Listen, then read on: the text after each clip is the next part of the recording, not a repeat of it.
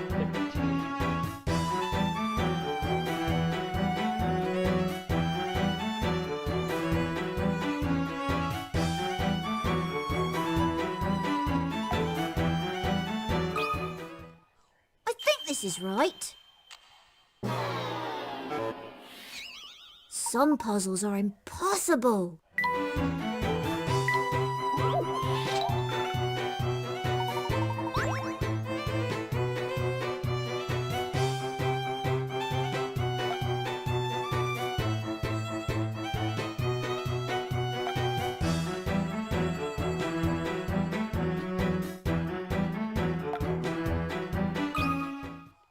This is what I've come up with. I can't work it out at all. Alright. 1, 2, 3, 4, 5, 6, 7, 8, 9, 10, 11, 12, 13, 14, 15.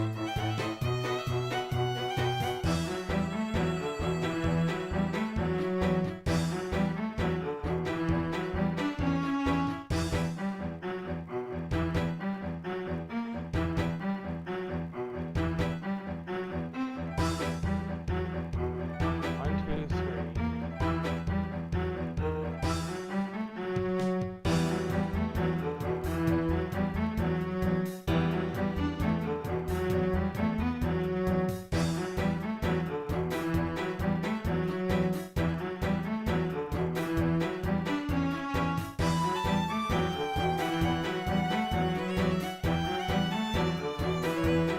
Hello, Sprocket. Can you read this pattern?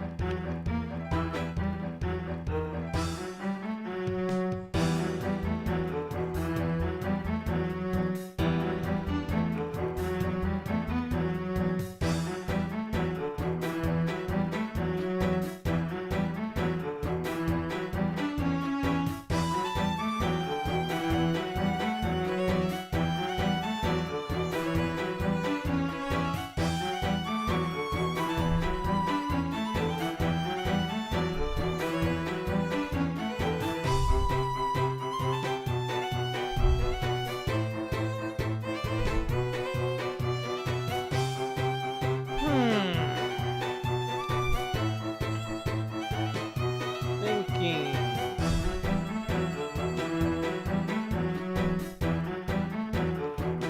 If anyone can read that, be my guest.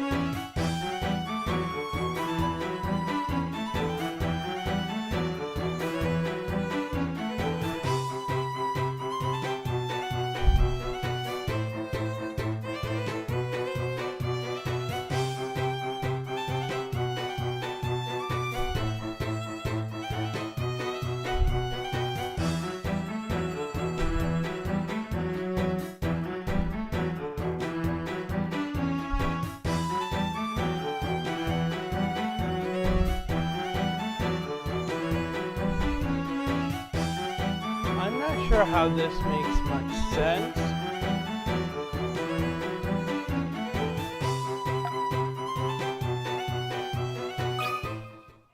I think this is right. That was it.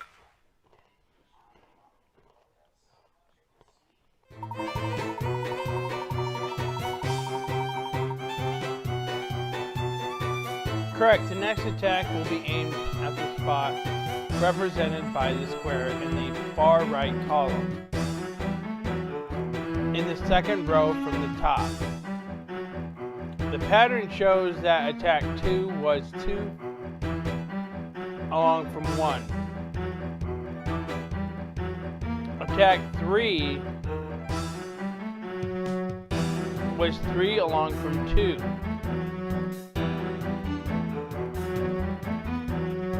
And so on.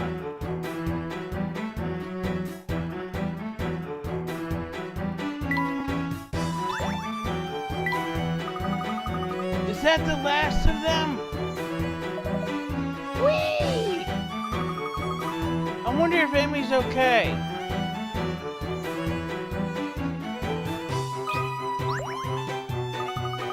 The Specter's movements are getting sluggish.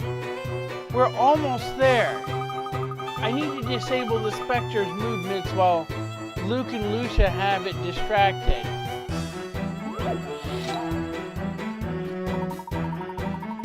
According to the warnings on this device, the 2 red terminals on the top panel need to be connected to the stop panel.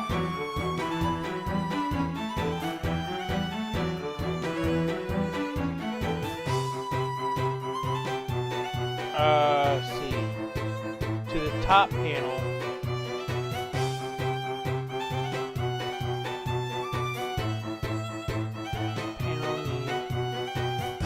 According to the warnings on this device, the 2 red terminals on the top panel need to be connected to stop the device. However, unless all 4 connectors on each block are connected to a connector or terminal of the same color, the emergency stop function will not work. Solve this as quickly as you can.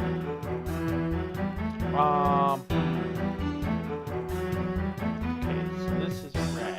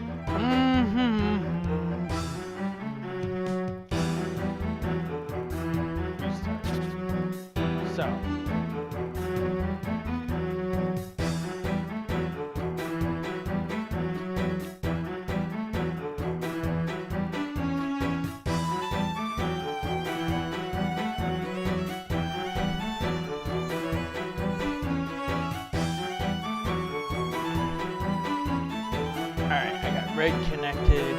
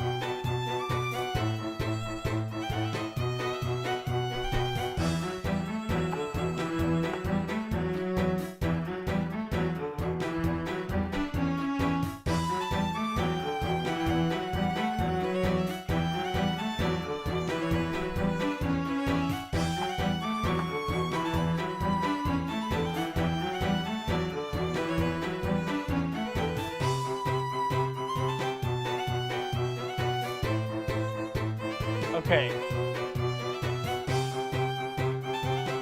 Green is connected to blue, or green is connected to green, blue is connected to blue with a red point. Green is connected to blue here. Green is connected to blue, red is connected to green, which connects to green, yellow, red, yellow, blue, yellow, green, red.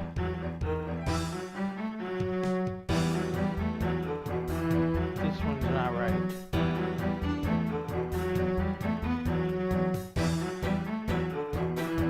That one's right. Okay, so green is on green.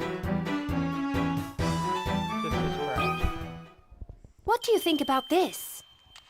I need to look at that again. Which one did I get wrong?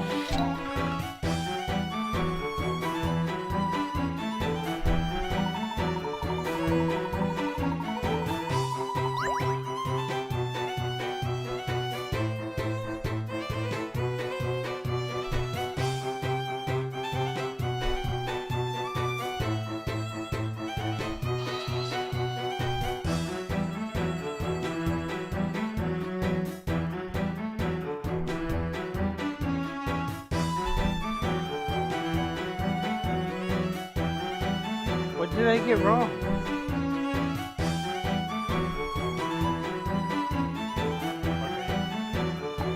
Maybe I go like this then.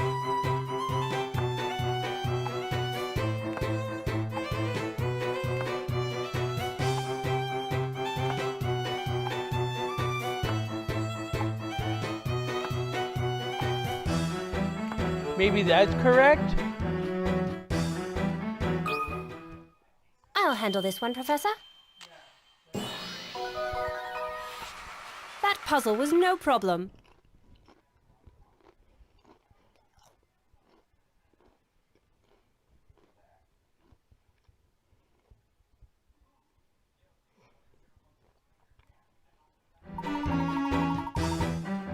Electrifying.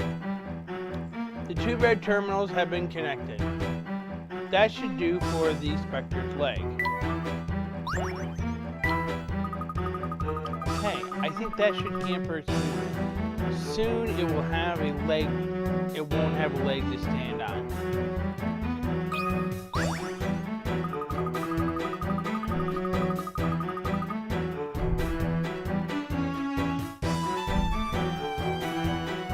If I can just stop this last leg, the Specter should be completely immobilized. Alright, here we go.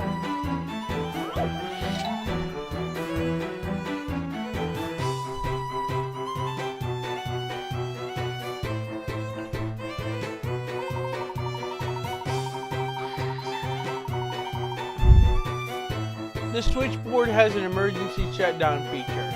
Apparently all you have to do is press the button marked with the symbol that should appear in place of the question mark. The symbols are arranged according to a certain rule. So which button is it?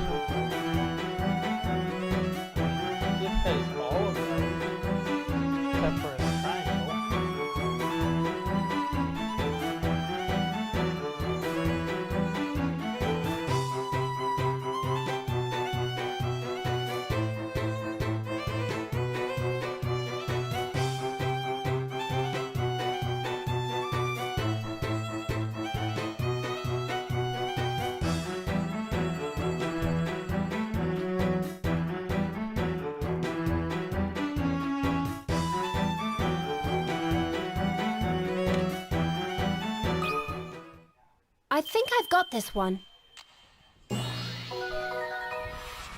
You can't let a puzzle intimidate you.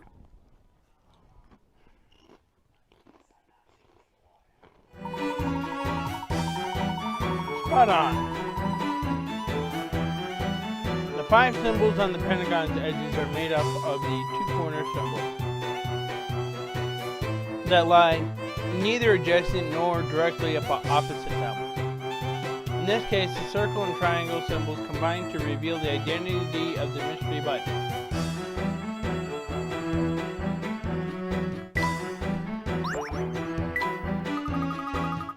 There, the Specter can't move anymore.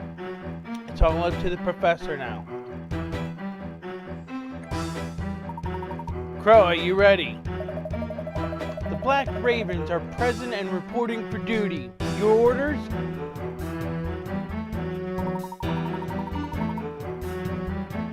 I need to build something fast. Can you help me?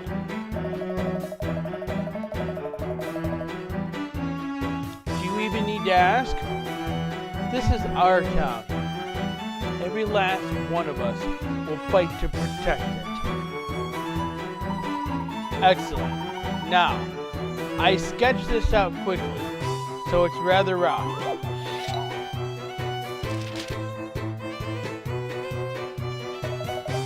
Okay, understood. Interesting.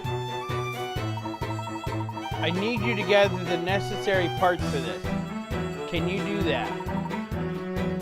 First, we need this. Do you have any idea what might work for that?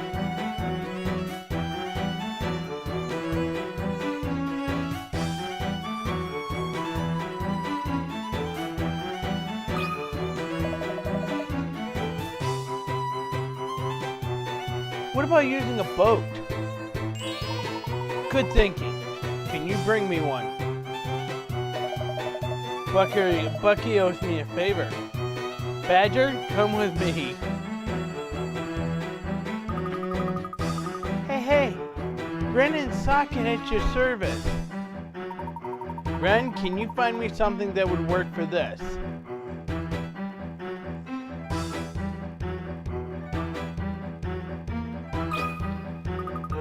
How about a ladder? Perfect. Can you get a hold of one? I think there's one at the police station. Socket, let's go. I'm here. What can I do? Gus, what do you think we could use for this part? This is going to be the base, so it needs to be heavy.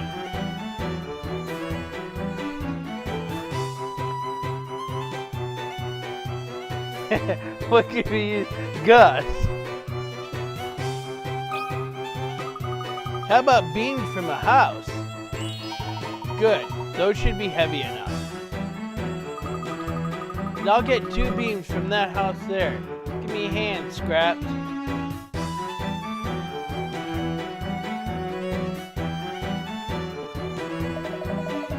I'll do it to help the town, but it's still a pain. So what do you need from me? Roddy, what do you think we could use for this part? We need a flat, horizontal piece.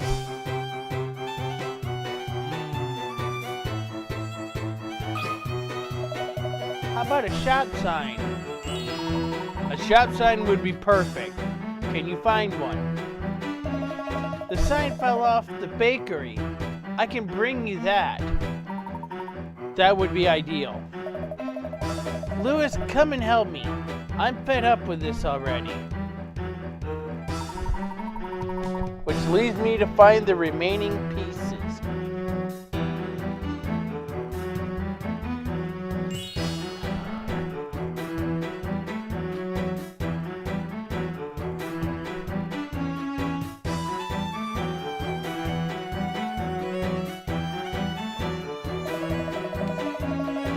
Brought it, sir. I think that's everything. Well, I'm not doing that again. I didn't even have time to complain. I see. You brought everything I asked for. I am very grateful to you, Crow, and to all your gang. We're the ones who should be thanking you, Professor, for finally going to stop the Specter. Yes, we will defeat it, here and now. While Emmy and Luke are busy impeding its movement, we can prepare our own attacks.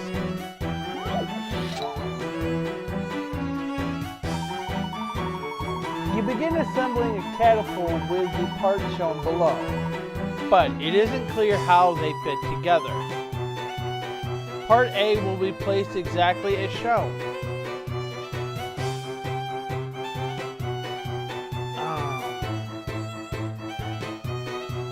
Shown below, or to the right in this case, with no rotation. But how do the other parts fit in? Any of those can be rotated. When you have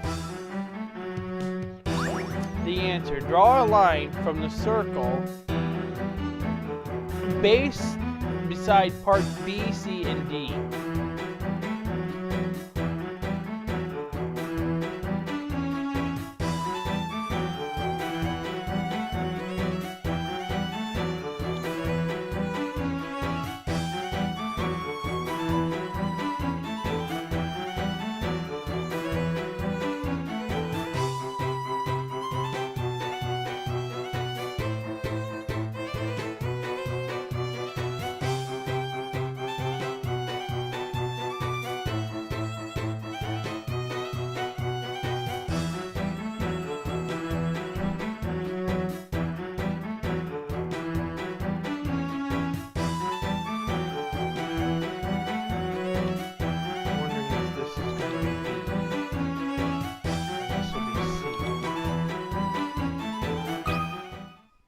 Some puzzles must be met directly. I love the thrill of a good solution. Correct. You fit the parts together as shown above. Now you can launch your attack.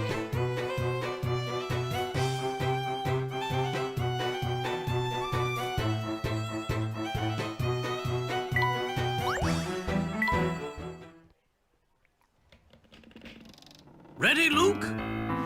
We're ready!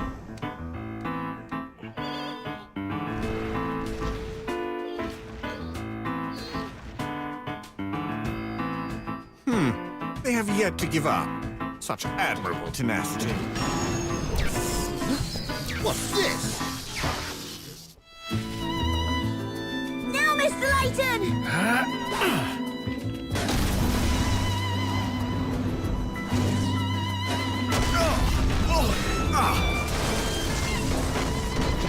Direct hit! That was amazing, Mr. Layton! Is that it? Doubtful. Very doubtful.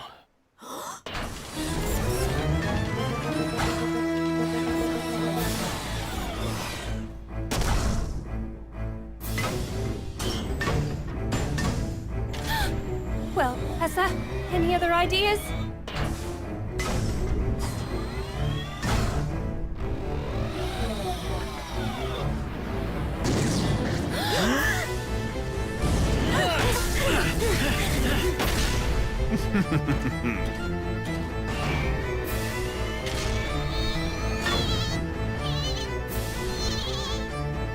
Where is she going?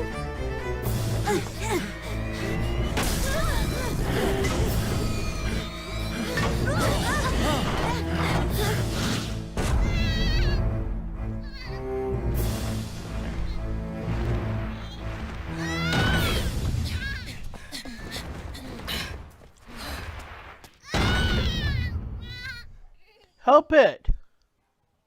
What's he doing? Oh, I get it. Come on, guys. We've got to help. What should we do? Break down the floodgate. But why? Are you dumb? To protect the town. Huh? Just trust me.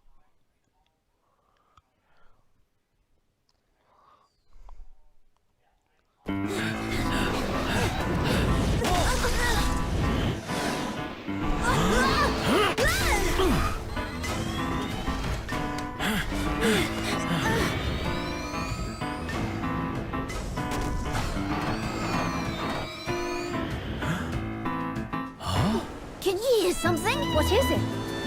It's water. Hurry, run!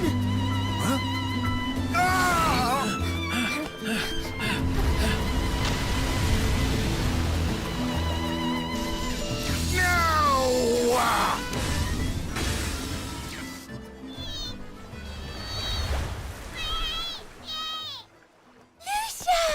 You did it! You saved the town! Great work, Lucia! We're lucky to have a friend like Lucia.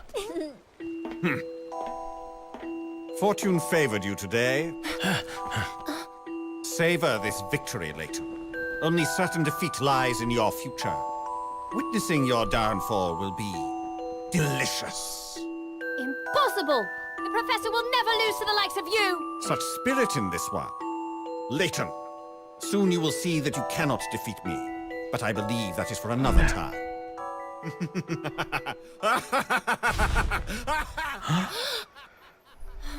Descole. I feel as though I've seen him somewhere before, but I can't quite remember where. Descole.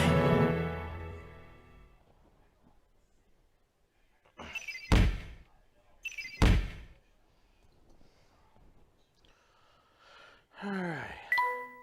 Chief Constable Jakes admitted that Evan Bard's death was just an accident, but that Bard's will was forged to leave everything to Clark, the only witness. So, Chief Constable Jakes had rewritten the truth of the incident to serve his own ends.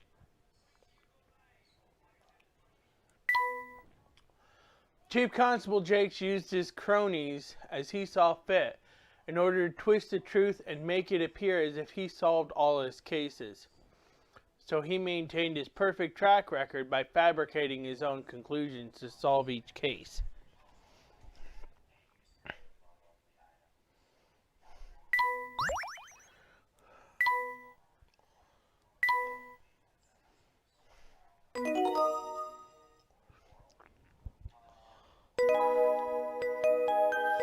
Epilogue.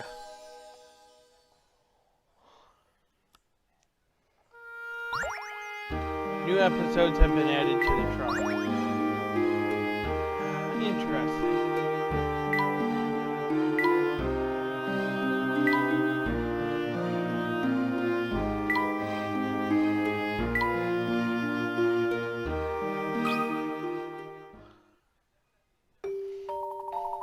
Still no sign of the Golden Garden. At this rate, we'll have to dig up the whole town. Triton, I sense that perhaps you are not being as helpful as you could be. I'm doing all I can, but you must stop this madness. You'll destroy Miss Dollery completely. Yes, I just might. I'd advise you to keep that in mind when you take that tone. Or perhaps your missing wife isn't enough of an incentive to keep you on your best behavior. If that's the case, I'd watch over your little boy if I were you, very closely. You stay away from my son. Ha ha. I won't so much as lay a finger on him as long as you continue to do as I say. Yes, of course. Just please leave my boy alone. It all depends on you, Triton. Drastic measures may be called for if you're not cooperative. Your knowledge of Miss Dollery's topography, climate, and geological makeup is useful to me. Continue to please me, and I will keep you and your little family safe. It is your choice, Triton. I have a choice? Pah. It appears you have visitors. Let's continue our conversation after your guests have left. There are others that I can use in place of you. Remember that. Oh, Brenda. Luke.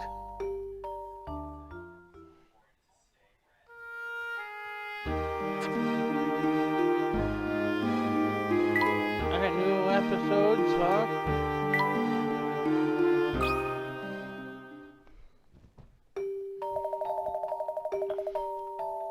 So, what we gonna do then? Frame him for the crime? Or just disappear him, if you know what I mean? Shut your trap! What would happen if someone heard you, you oaf?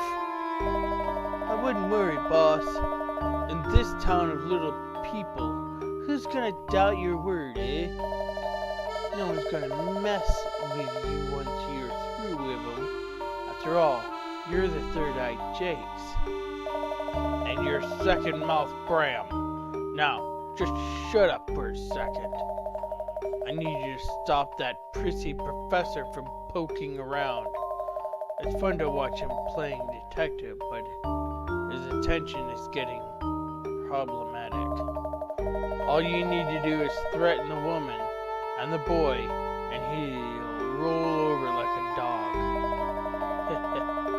Right you are, boss. Do we get a bonus for this one? For roughing up that dandy and his meddling little trope? Don't get your hopes up. You'll get the usual. Just do the job and keep it quiet. Don't worry, boss. Our lips are sealed.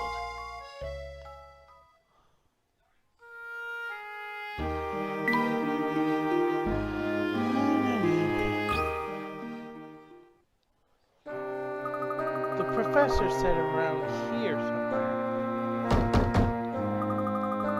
Dolan! Mrs. Triton, can you hear me?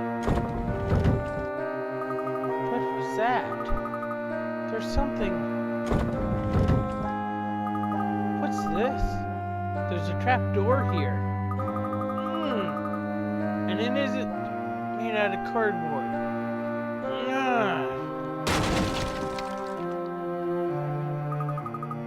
Dolan! Mrs. Triton! Oh, thank goodness. Now, madam, let's get you out of here. It must have been harrowing for you to shut up all this time. For you to be shut up all this time. I regret that I could be of no use. Luke, Clark, are they all right? They're safe, Mrs. Triton. Luke is helping the professor at the moment. Are you okay? Luke is with the professor? Please excuse me. I'm the assistant of Professor Herschel Layton. My name is Emmy Altava. Herschel Layton? What in the world is going on? I'll explain everything later. It isn't safe here. Come with me.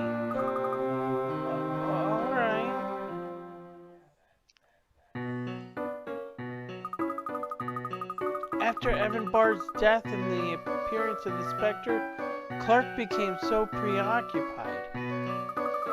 He was under such stress that he almost seemed like a different man.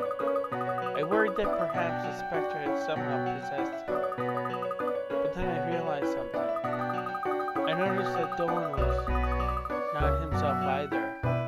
I realized someone must be manipulating Clark. I tried to alert the police then, but it was too late. Whoever it was who was behind it all somehow knew that what I was doing.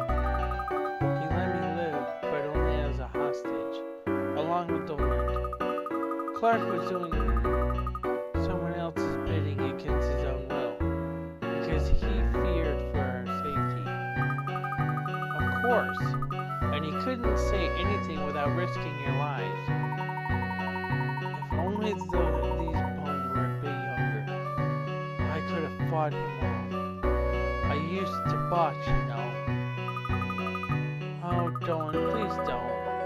But where is Luke? I have to see him. I'll bring him back, but please, you must promise that you will not return to the house until I say so. Dolan, would you look after Mrs. Triton? I'll be right back. Leave it to me, miss. I shall watch over her at all costs. Thank you, Dolan. And please be careful, Emmy.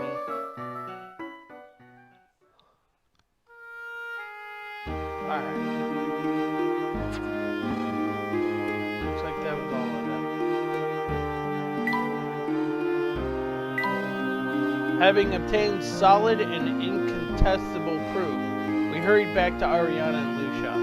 On the way, Crow informed us that both suspects had been taken to the Grand Plaza, where the police have them held in custody. There is not a moment to lose. We must stop this miscarriage of justice. By punishing Ariana and Lucia, Jakes had hoped to close the case, but we already knew that the so-called Specter was in fact a mining machine. However, my word was not enough to counter that of the esteemed Chief Constable Jakes, so I had no choice but to unmask the Specter in front of everyone. Thanks to Luke and the Black Raven children, I was able to reveal the truth. The person responsible for all this trouble turned out to be Clark's butler, Dolan, or at least somebody posing as Dolan. The villain had kidnapped Dolan, as well as Luke's mother, Brenda, and was keeping them as hostages so he could manipulate Clark. With the Chief Constable's complicity, he was progressively destroying the whole town, and all to find the Golden Garden. Perhaps Driscoll has given up on finding the Golden Garden here because he has started wantonly smashing up the town with his machines. If this continues, it won't be just buildings that suffer. People could get hurt too. If I could think up a plan to stop those machines, the town may yet be saved. I think I shall need Luke and Emmy's help for this. For a while it seemed as though our efforts were in vain, as Driscoll's machines simply came back to life, but they appeared to be significantly hampered when Lucia broke down the floodgate. What most troubles me now is this character calling himself Driscoll. The way he was talking seems to suggest that he knows me. Who on earth can he be? Alright.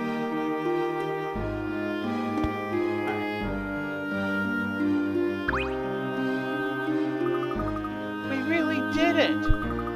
That was quite a trial, Professor. You won't be able to save from this point onward. Are you ready? Yes.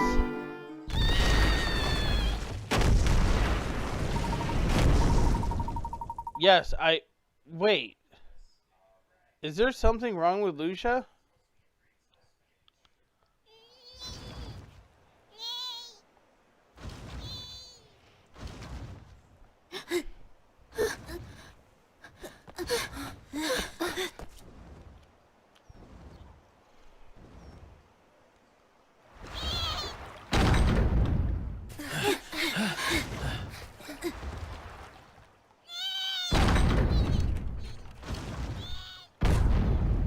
Water.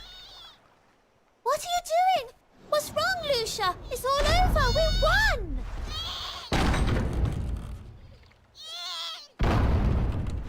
Ariana, the flute. Oh.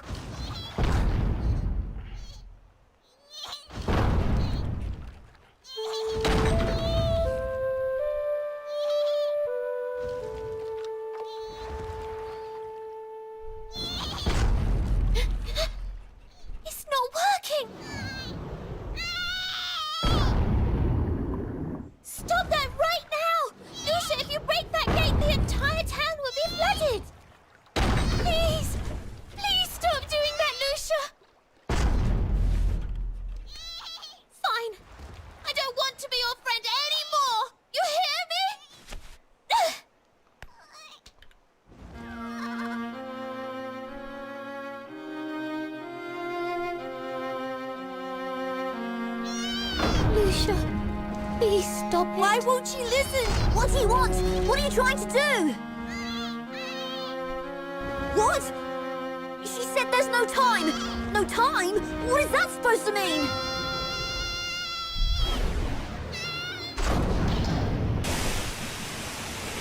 Get back! The gate is giving way! Get to higher ground, everyone!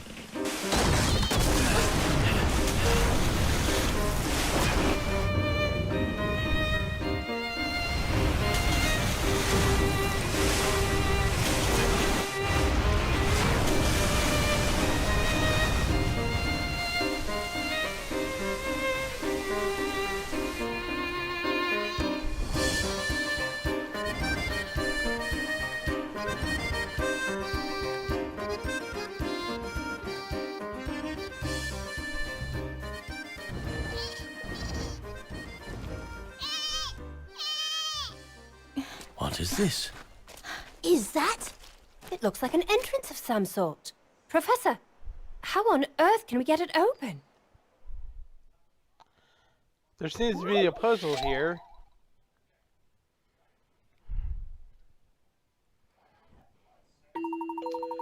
The only clue to the meaning behind this elegant crest is the accompanying poem.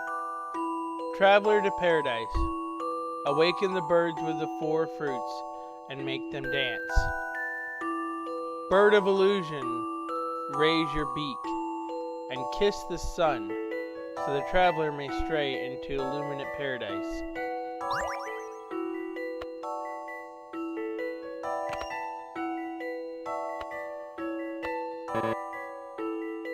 Okay.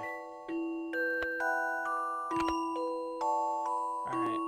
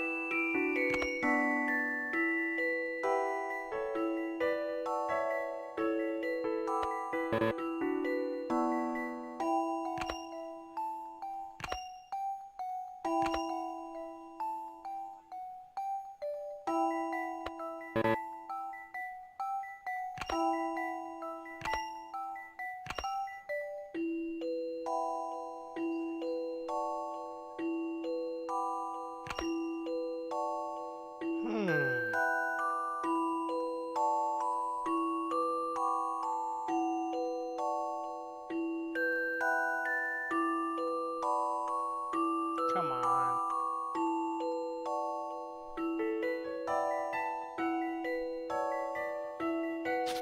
Okay.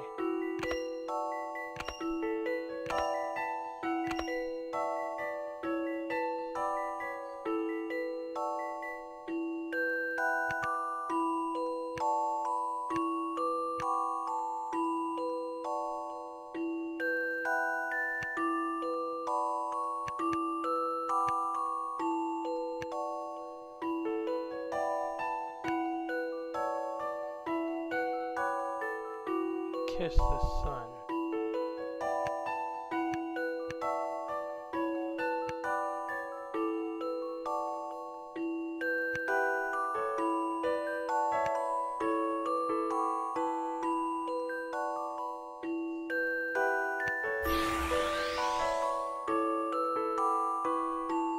A challenging puzzle, to be sure. A gentleman leaves no puzzle undone. Correct. The crest swings back to reveal a mysterious passage.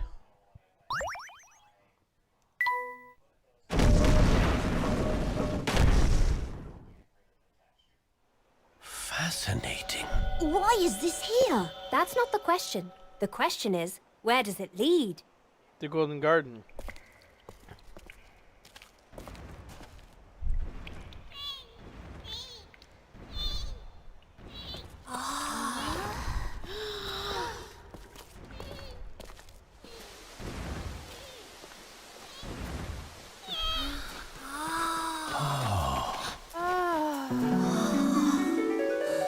Amazing. The Golden Garden.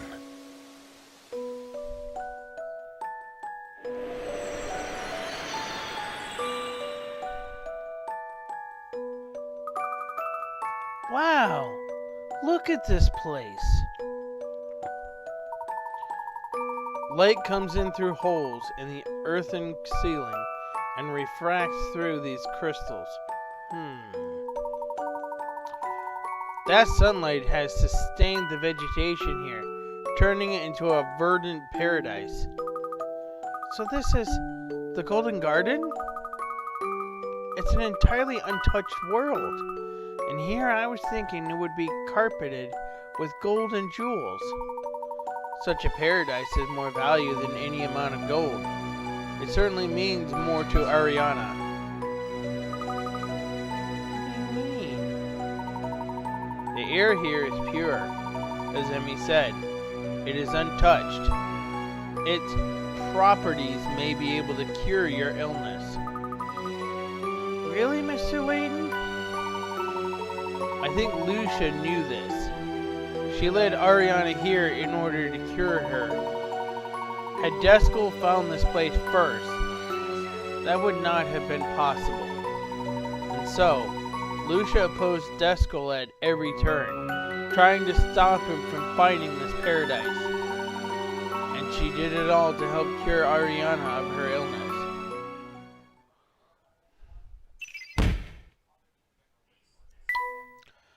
Beneath Mistalery Lake lies a lost world whose prehistoric ecosystem has been preserved to this day. That is the true identity of Mistalery's Golden Garden. To an archaeologist such as myself, our find is worth more than any amount of gold. Oh, wow!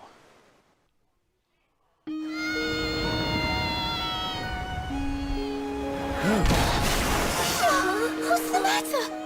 Lucia! You brought us here for me, didn't you? I'm sorry. I didn't understand. You wanted to give me this gift. This beautiful gift. I'm sorry. Please, let's just go back to how things were. Please, please don't die. Lucia, please, you've got to get up. Lucia, get up so I can ride on your back again, please. Lucia? No! You can't die.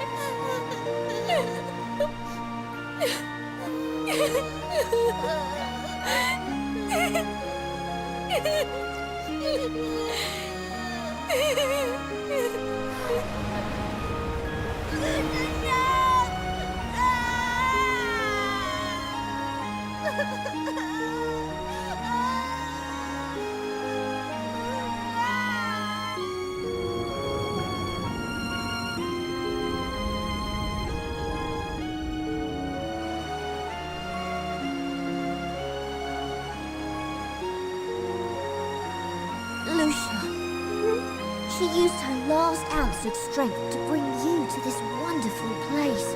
She sacrificed her own life to be sure that yours would be saved. It's not fair. Did you hear what she said? What? I understood it. Lucia said, thank you to you both.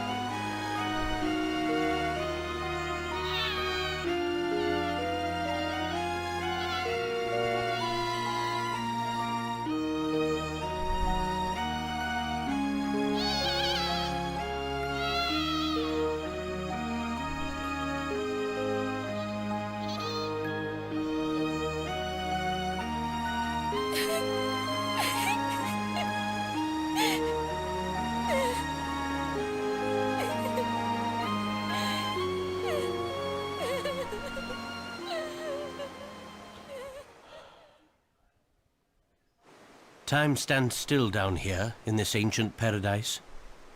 Lucia must have been born here. I imagine she lost her parents while still young. It must have been lonely being the last of her kind. So she ventured out through the tunnels into the lake where she met Ariana and Tony. She needed friends after her parents died. So did we. It's true. Lucia came to visit us often. We were lonely as well. We only had each other. Our father made a fortune on the backs of the townspeople. And after he died, nobody would come anywhere near us. The two of us were on our own. We were all on our own. But that's not true, Ariana. We were all worried about you. Please give us another chance. Luke, if you do that for me, I will do the same for you. I used my illness as an excuse to close myself off from the world. I see that now. The people in town didn't push me away. It was my own doing. When you feel better, you can open up to people again. The whole town will be waiting for you. I think Lucia knew that somehow. Lucia she just wanted you to be happy again. She knew that we all need other people in our lives. Lucia was the last of her kind. Loneliness was all she knew. But she wasn't alone when she was with you. That's why she said thank you. Now it's my turn. Huh?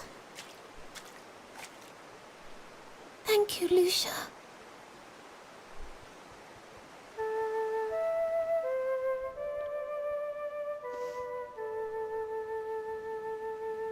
As Ariana played her flute, I felt a warm breeze against my cheek. Even the trees seemed to honor the moment, and we found ourselves simply awestruck by the beauty of it all. It was a moment we would never forget. In the short time we had known her, Ariana had grown so much, and she could once again open her heart to those who cared for her. It was beautiful.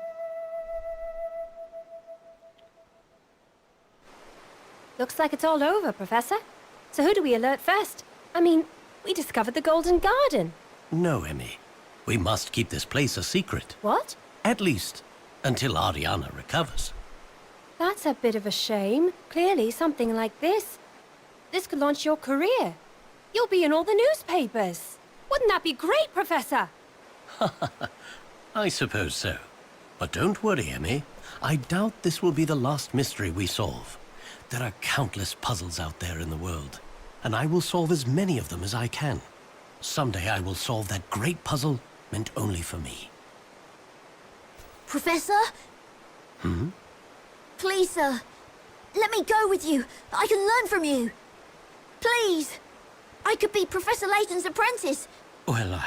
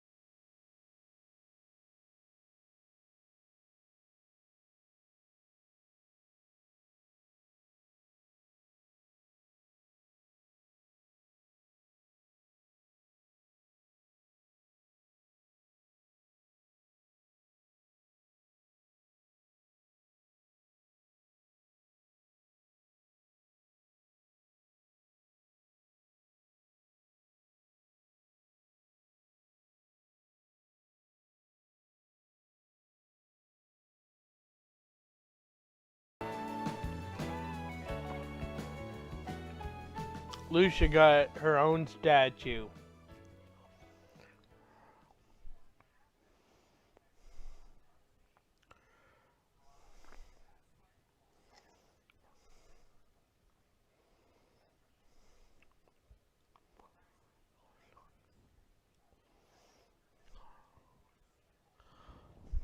All right.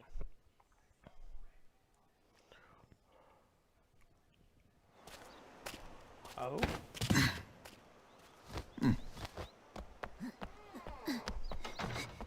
Luke, are you ready to go?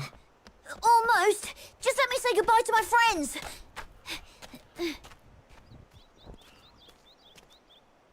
Are you nervous? Mm-hmm. I'm going to be okay. Thank you. I knew you would. You were right. Everyone in town has been so nice to me. It feels so good to be surrounded by friends again. That's great. Will I see you again? Well, I think so. I mean, of course you will. Deal?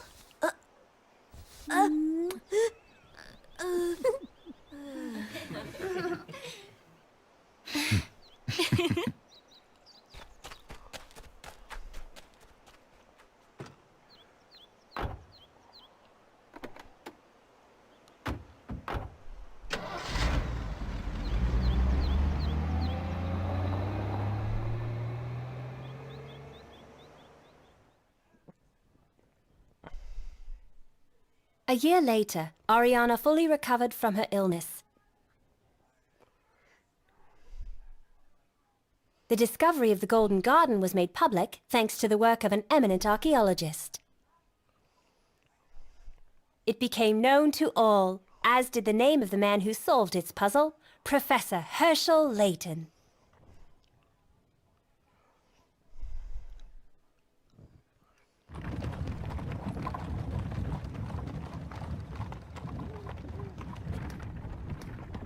It appears that I underestimated Layton. All things happen in good time. Don't worry, Master. Oh, I'm not worried. After all, patience is a virtue.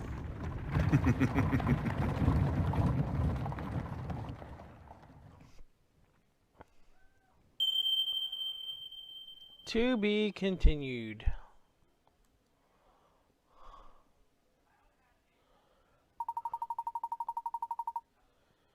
I did, actually. You have reached the end of the story, but the game is far from over.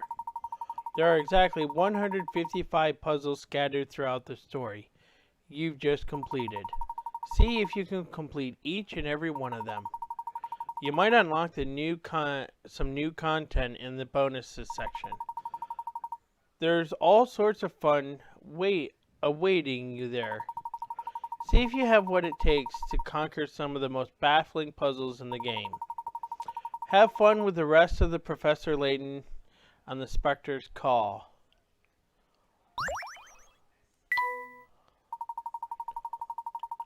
Since you've come to the end of the story, you may now save your game. When you continue this game, you will resume play right after the final battle. From there, you can wander around freely, collecting items and solving puzzles you might have missed. Yes, let's...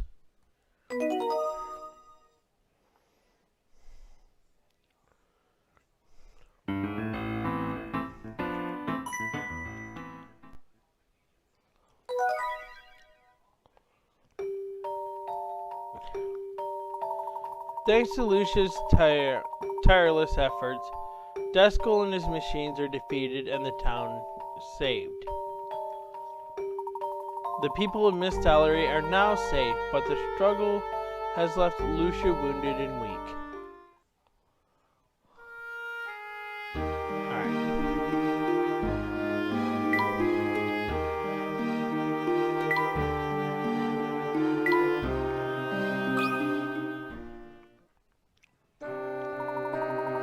Herschel, I can't thank you enough for your help. I'm sorry for all the trouble.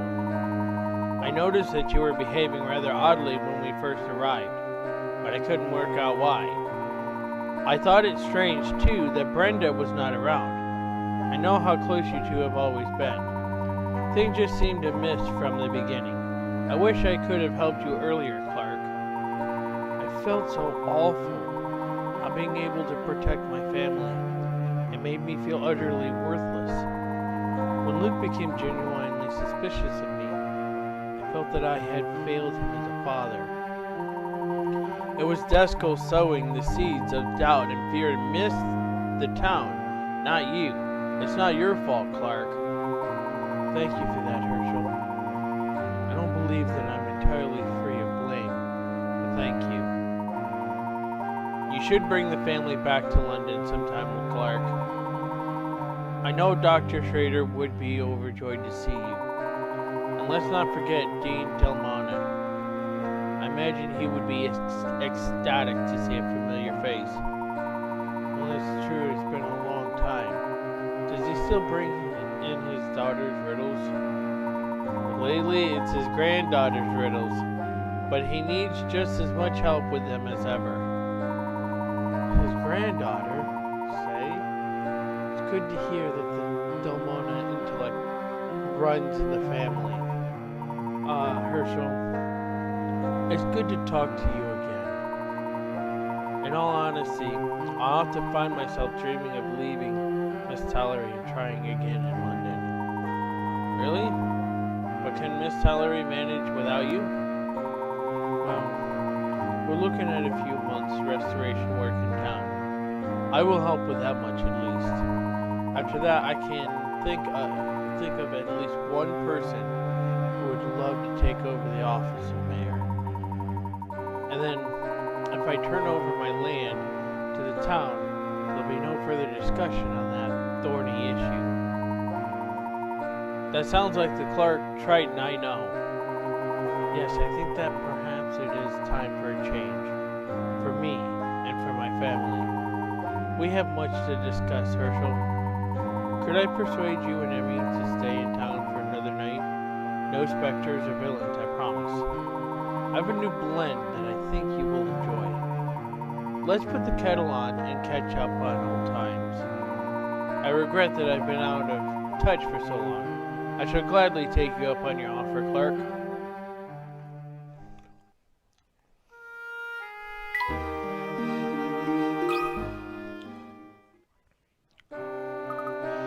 Dad, what's the matter, Luke? Is everything alright? I'm sorry, I thought that the Specter had possessed you, and you had hidden Mum somewhere. Luke,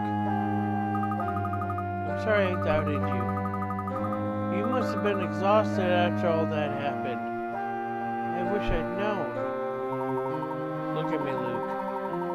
No matter the circumstances, the way I've been treating you has been unfair. I feared that, like your mother, you too might be kidnapped and taken from me. I was very worried. But thanks to your getting in touch with Herschel, no, thanks to your solving the mystery of the Specter with him, your mother is home safely. I'm proud of you, son. Dad, I heard from Mr. Layton that you were a brilliant scholar. I shouldn't have doubted you. You wouldn't be controlled by a Specter, and you'd never hurt Mom. I was aware of the pain you were going through. I knew that you called out to your mother in your sleep, that you felt you couldn't trust me. Your little friend told me all about it. My little friend? You mean you can...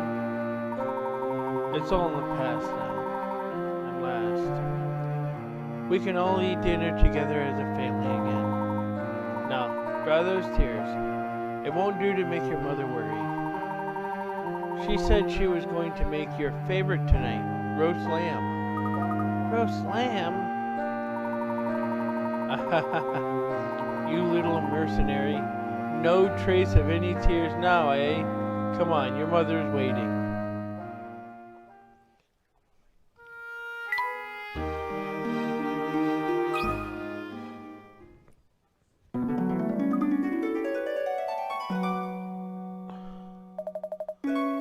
Ariana, just saw a blue. What is it, Tony? Calm down and try to catch your breath before speaking. Just saw an amazing species of butterfly over there. It had these dazzling bright blue wings. Oh God, blue butterflies.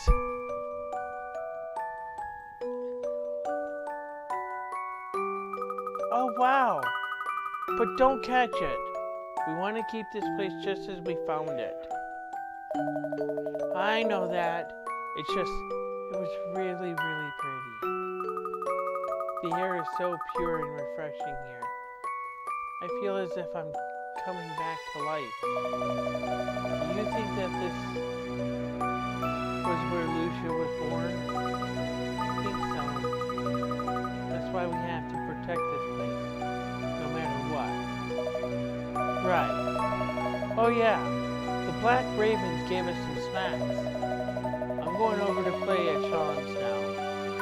But we can open them up and share them when I get back. Okay. See you later then. Lucia, thanks to you, the townspeople are my friends again. I don't feel ill anymore. And I can walk around town for hours without getting tired. It was so long without you. If it weren't for you and me, I would never realize the truth. I can't thank you enough. I'll always remember you, Lucia.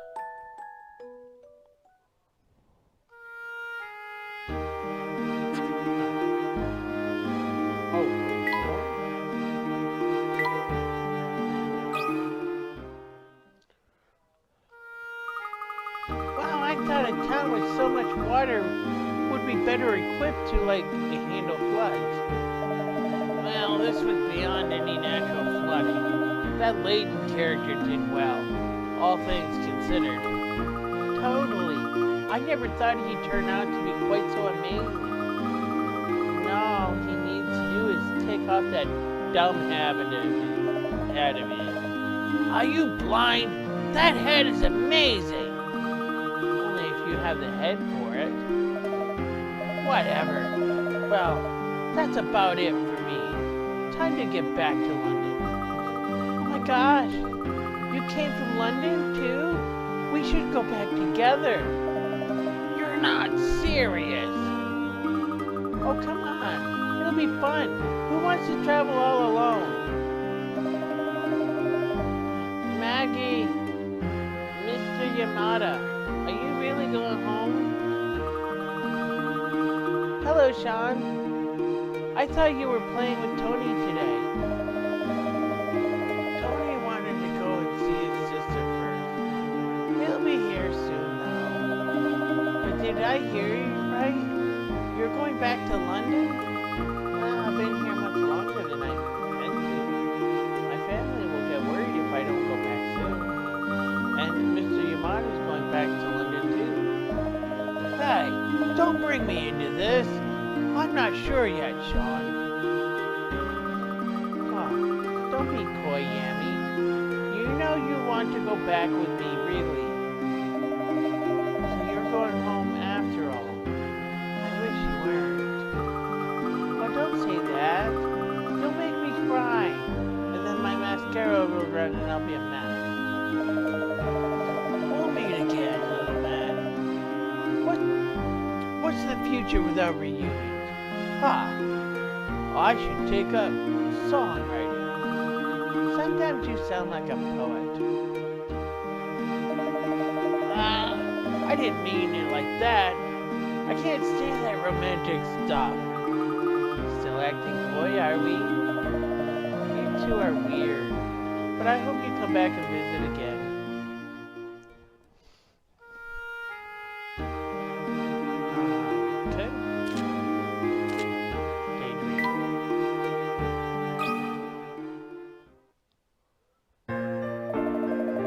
If anyone needs a boat on the west side of town, I'll be there.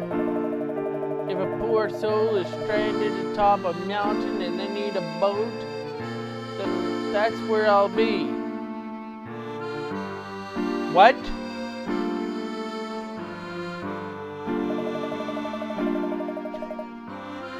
If a desert fell from the sky and covered Miss Dollery inside, well, a boat wouldn't help you much then, but I'd still be there. You get the idea? I still think you'll find a boat there. Indeed. You're saying that you have an astute sense of when and where your customers need you? Well, if you want to boil it down like that, then I guess so, yeah. Well, I've been trying to figure out a way to be in two places at once so I can serve all of my customers. Do you know of any new technology that could make another me? If such a technology exists, I'm not aware of it, I'm afraid. Well, what about ninjas? Can't ninjas create mirror images of themselves? If I could do that, I could take even more customers. I wonder how much ninja classes cost. You got any idea? None, I'm afraid. I don't offer ninja Gressenheller. Oh, maybe I should get an apprentice. What do you think? Me, you, and your hat. We'd make a great team. I fear my hat may not be up to the job. I was just kidding there, pal.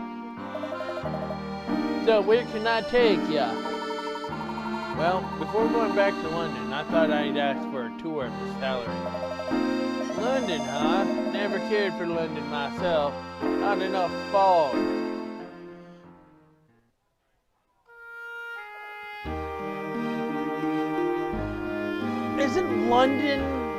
Wasn't London considered the foggy city of England?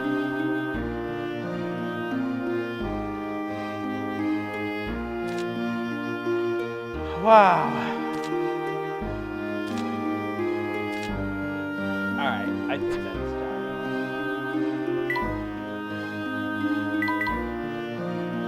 Though the struggle was over and the town saved, the badly wounded Lucia fought on the knockdown, the last floodgate. Draining the lake of water and revealing a hidden door. When we solved the puzzle and opened the door, before us lay a paradise of lush greenery, an entire ecosystem. We had found the Golden Garden.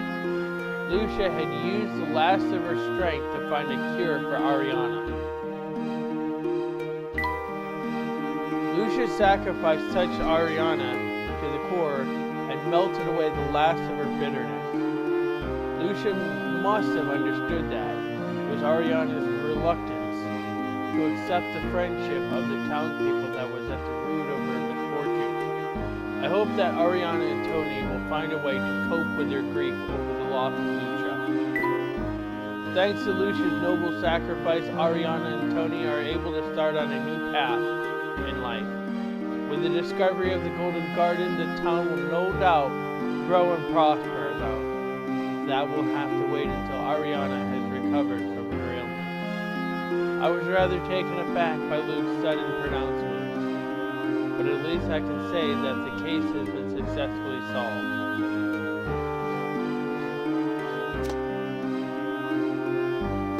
Alright. We are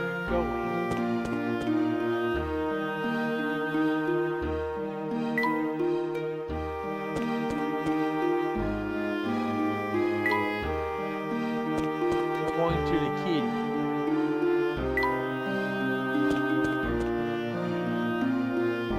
We're going to solve the last few puzzles.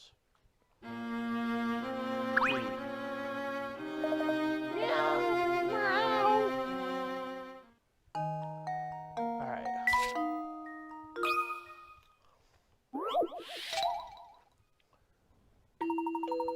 Below are 3 bells, each of which has 1 red and 1 blue hammer attached. Beneath each bell is a counter, and the bells are rigged so that the count increases according to certain rules. whenever the bell is struck. The counters are already at the value shown below. Can you use the red and blue hammers to make all three counters display the same number? Right.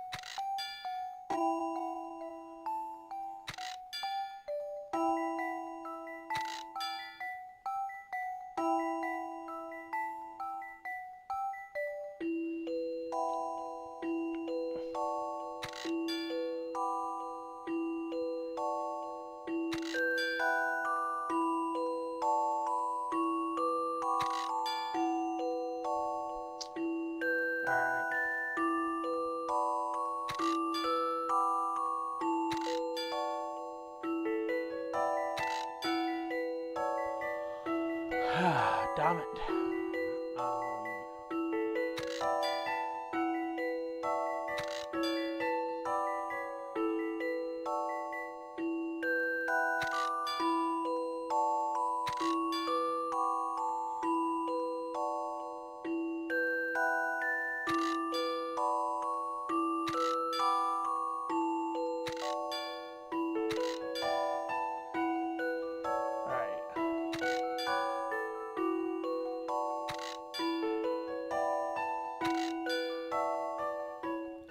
About this.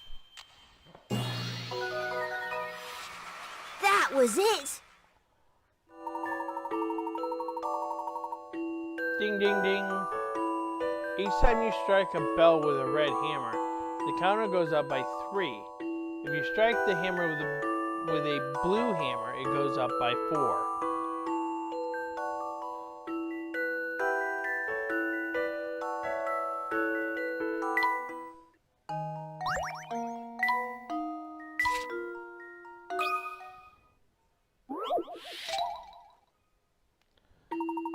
4 police officers are assigned guard duty at various junctions around their town in an effort to ensure its continued peace and safety. They can cover every road as far as the eye can see, as long as the road extends in a straight line. Place each officer at a junction marked with a red X to show how every inch of pavement can be seen.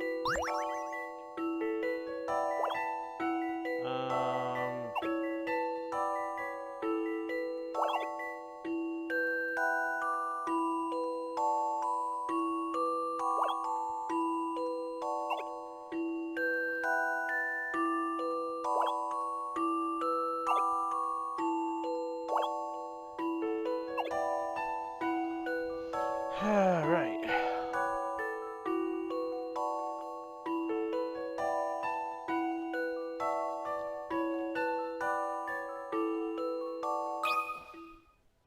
I'll handle this one, Professor.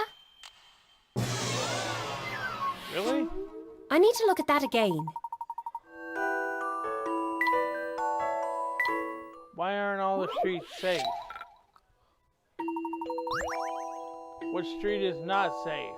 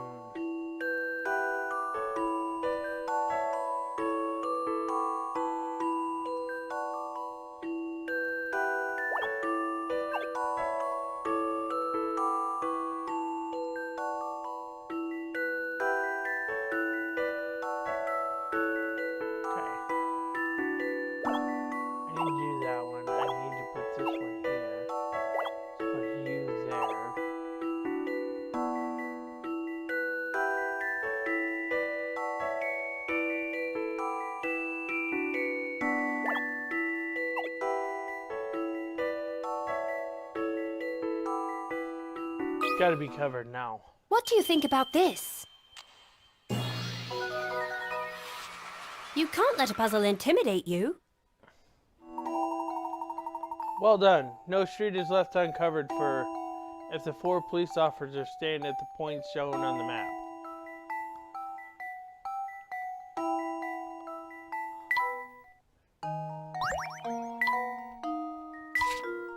House hunting.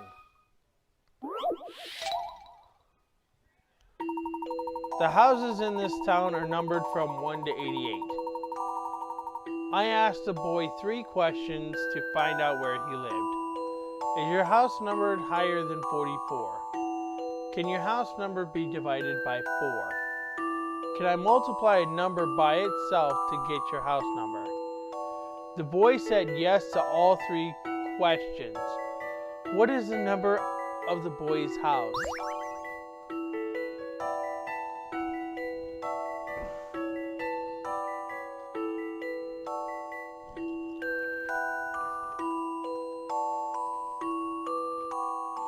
Alright.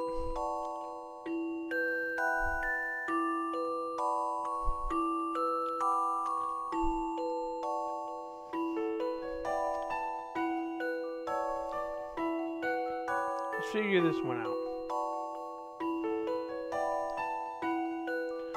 So let's start with the second one, because it's got to be higher than 44. So let's do a 1 that can be divisible by 4, and that's 46. Divided by 4. No, cannot be divided by 4. 48 divided by 4. That's 12. 48 times 48. No.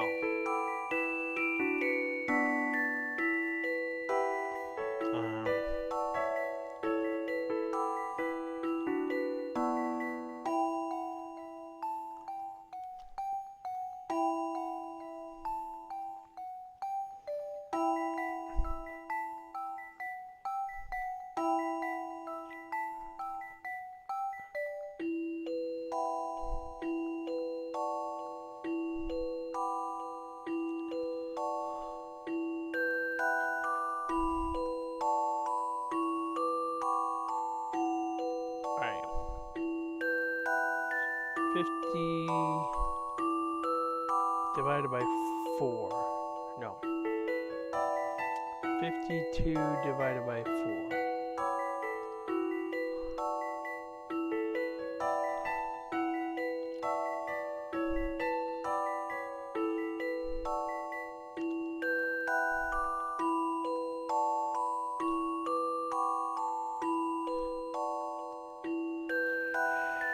Alright,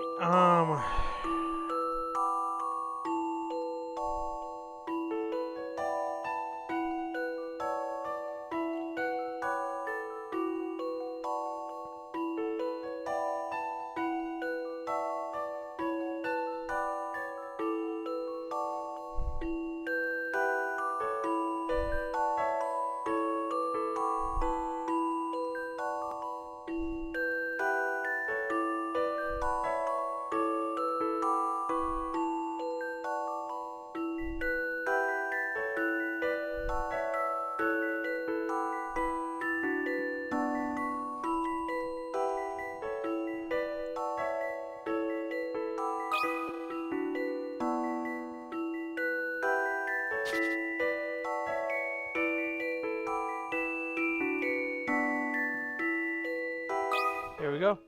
I think this is right. That puzzle wasn't so hard. Ding dong, he lives at 64. It's easy if you know your times tables.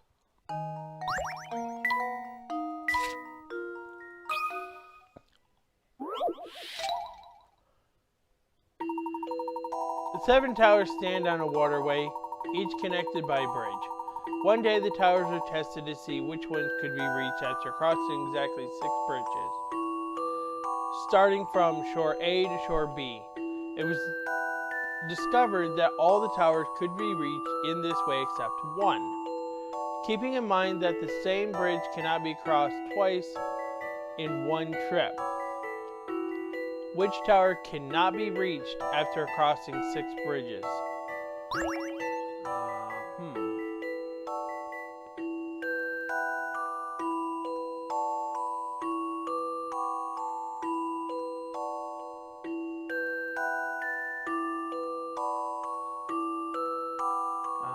Let's see here. 2, 3, 4, 5, 6. Okay. 1, 2, 3. 1, 2, 3, 4.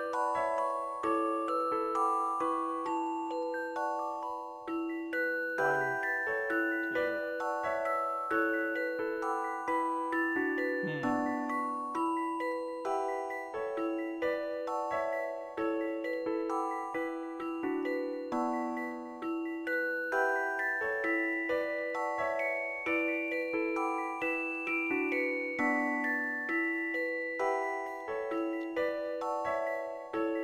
One, two, three, 4, 5, 6.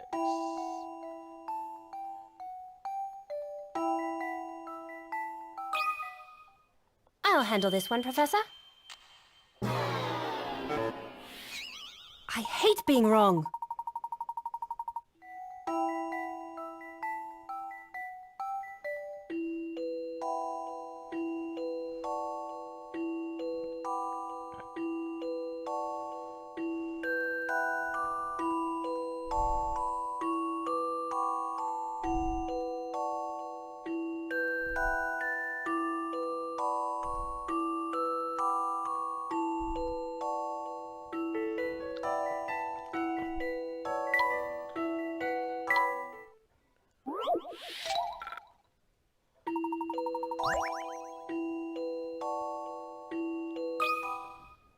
What do you think about this? I did it, Professor. That's correct. You can reach the top right tower after crossing 2, 4, 5, or 7 bridges, but never 6.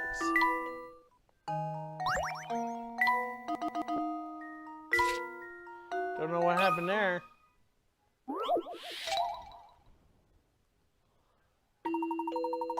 A girl is having some friends from school around for a party and wants to share her special cookies with them. If she shares them out so that everyone has 3 chocolates each, there will be 6 left over. However, if she tries to give everyone 5 chocolates each, she'll be short by 6 chocolates. How many friends are coming to her party?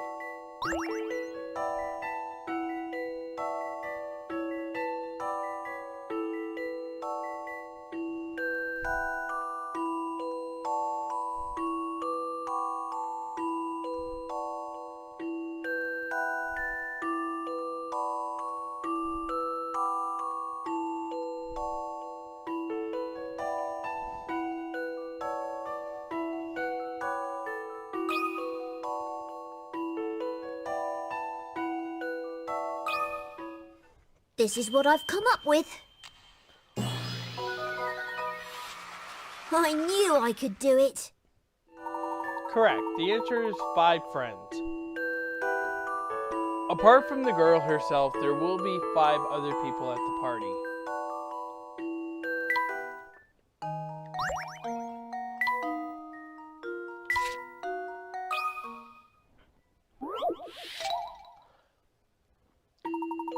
This typewriter has only numbered keys. Pressing a single key typed out that number immediately by pressing subsequent keys takes an extra second for each key further along the keyboard from the previous key. For example, pressing 1 then 2 takes 1 second. Pressing 1 and 3 takes 2 seconds. What is the minimum time in seconds required to type 68060 as shown on the paper?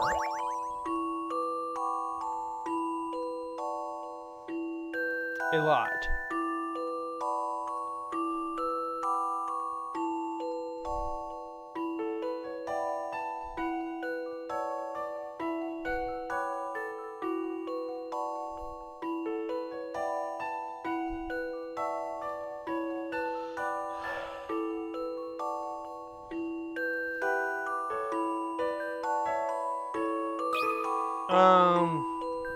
Yeah, a lot. Some puzzles must be met directly.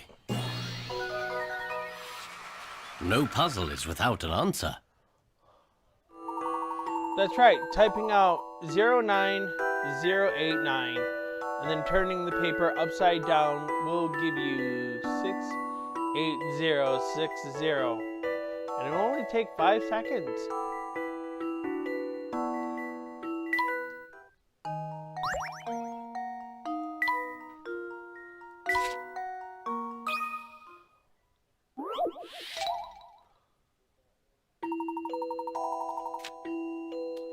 You want to drop a watermelon from the top of a ladder and use some trampolines to bounce it towards your partner. You need to position the trampolines cleverly so that the watermelon doesn't hit the walls when it bounces. Of course, you can't let it hit the ground either. Draw a line with a stylus to set a trampoline. You only have a limited supply of fabric, so keep an eye on how much you have left. Touch the down to drop the fruit to try to get the fruit inside your partner's basket.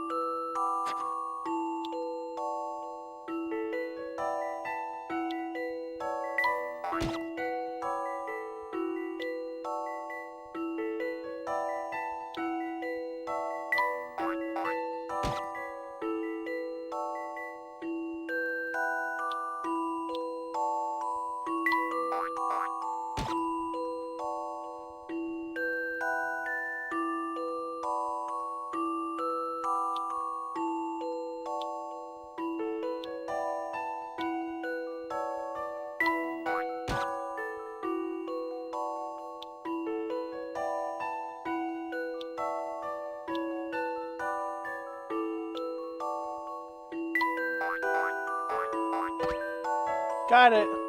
I think I've got this one. That puzzle was no problem. Fantastic. There are a number of possible routes to send the watermelon. Why not try working out all of them? Kinda don't need to. Nothing.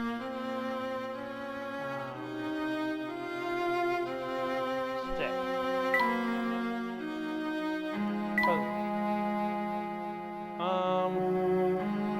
Let's start with 1. See if I got it.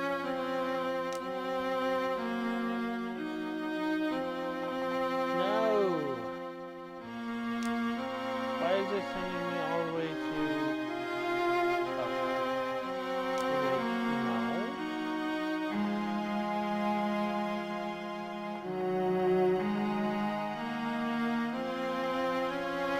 All right.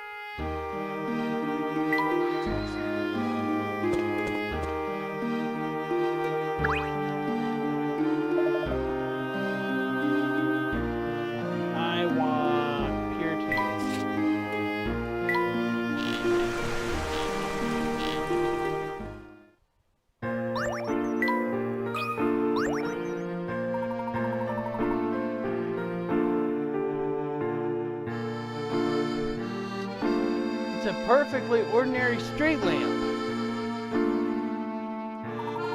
And a perfectly ordinary street lamp happens to make for a perfectly good puzzle.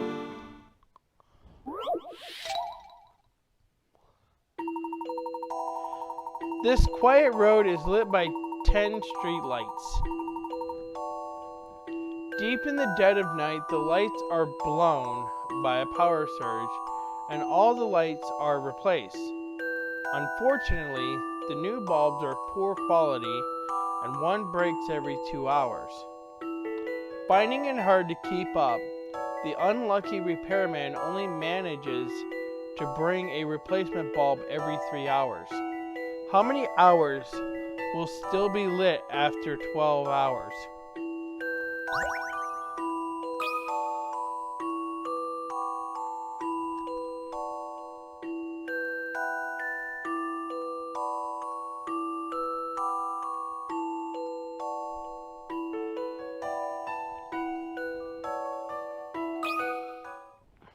This is right. That was it. What a bright spark. The answer is none. After 12 hours, it will no longer be dark outside, so all of the streetlights will be turned off.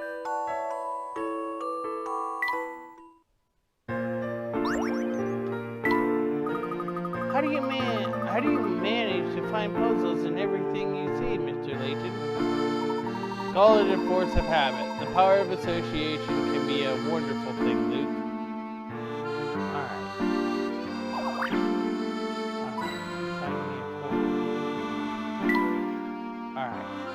puzzle. Alright.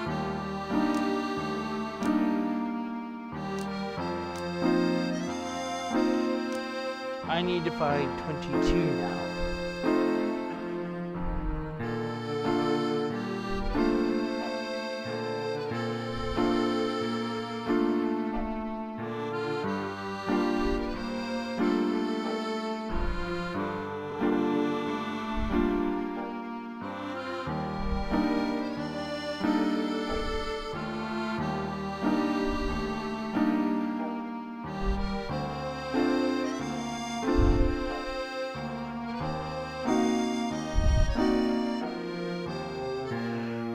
Alright.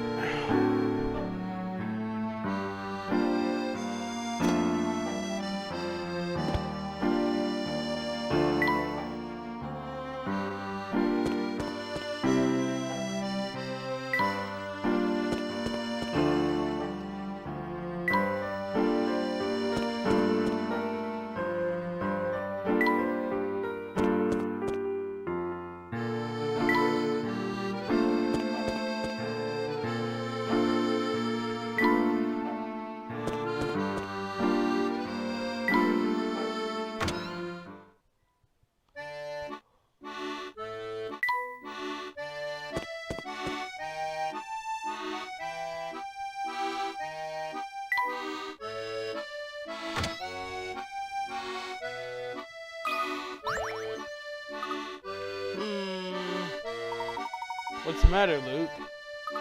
Oh, nothing. It just feels so strange to be staying in a hotel when my house is so close. Haha, very true. As I always say, there's no place like home. Speaking of which, I know of a nice puzzle about hotels.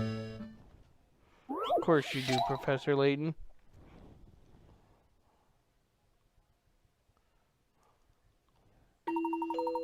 Hotels often provide stationery in their rooms for visitors to use. In your room, it seems some mischievous individual has cut a hole in one of the sheets of notepaper. You want to cut the paper into 2 whole pieces of identical shape. The boxes marked by the dotted lines are perfect squares, and the 2 pieces are still considered to be of identical shape. If one is flipped over, where should you cut?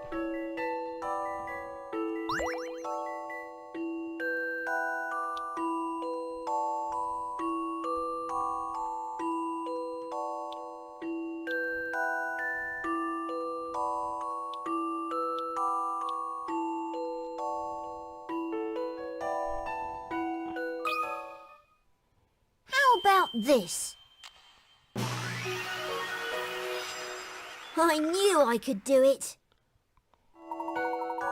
Correct. If you cut as shown and flip one of the pieces over, both pieces will be the same shape.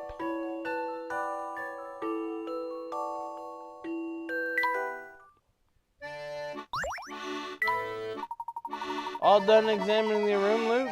It's about time we moved on. Just a minute.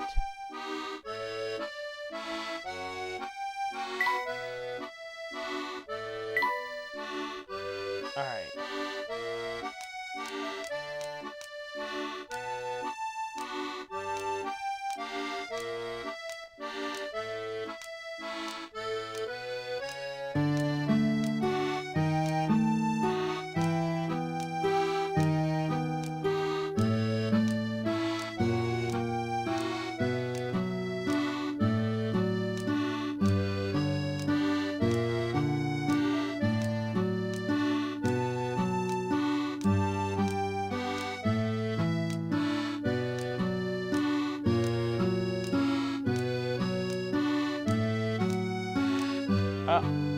I'm missing 72.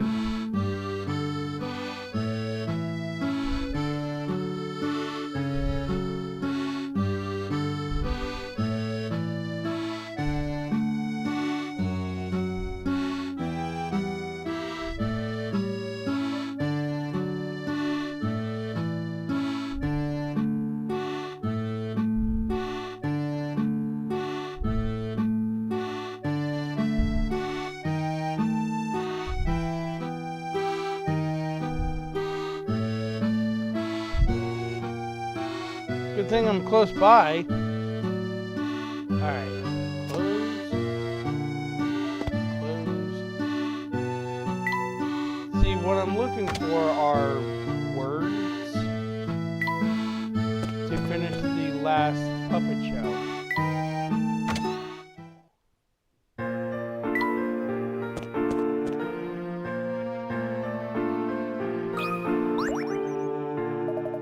So this is how it's going to be, eh? Generations of hat makers, and it all ends with me. You aren't going to rebuild it? No. There's a time and place for hats. It's not here and now. They all want sunglasses instead. Sport a pair of my designer shades, and you too can be a chick of this Soho celebrity. Ta-da! Hold on though. I just had a flash of inspiration. Wait, that's not all. A puzzle too.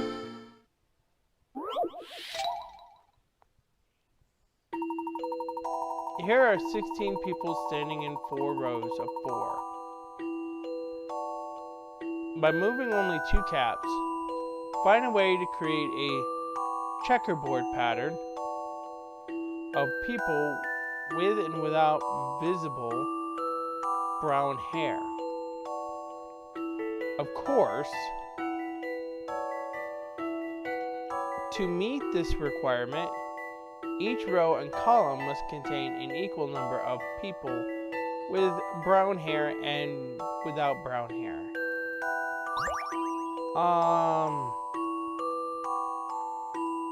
Right.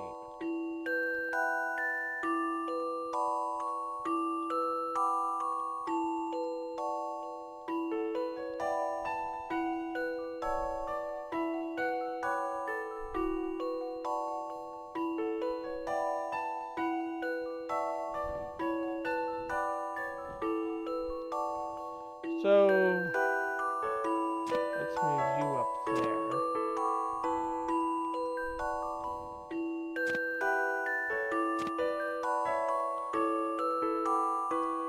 That's clever.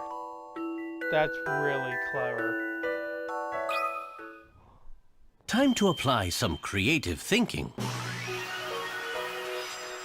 I love the thrill of a good solution. Correct. Someone with white hair was hidden among the rest. It was possible to evenly line up those with brown hair and those without, after all.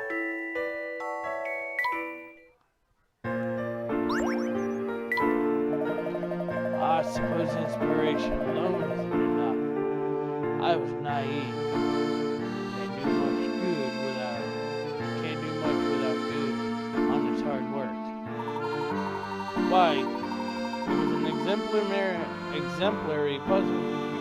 I see no reason why you shouldn't continue your hat profession. You really think so? Maybe I ought to give it a second thought after all.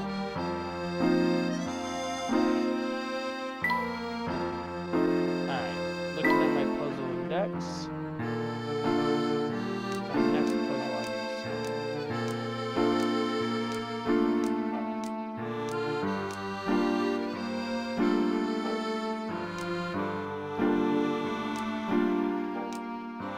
Oh, well, hold on.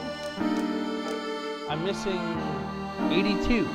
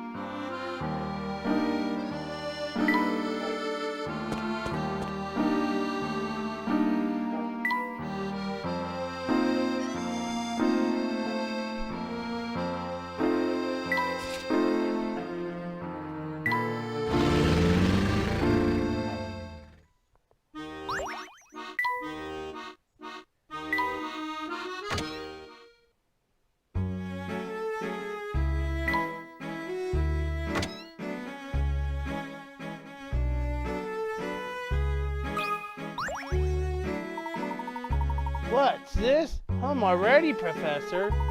Not quite. I'm here to look a few things up. Our case is yet unsolved. Don't lie to me, Professor. Well, you just be careful. Oh, by the way, Professor, I found this tucked away while I was cleaning. Oh, yes. This had completely slipped my mind.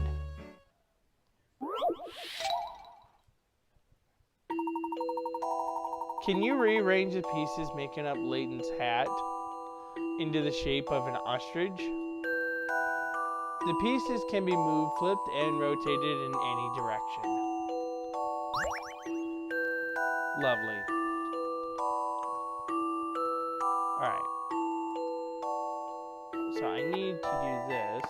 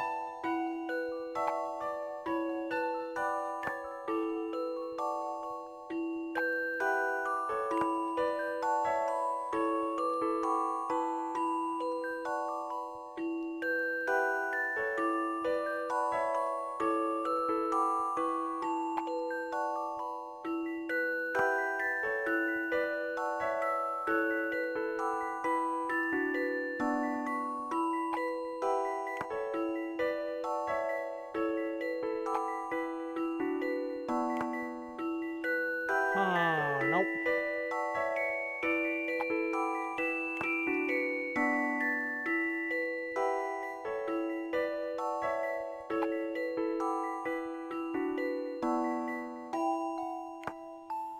No.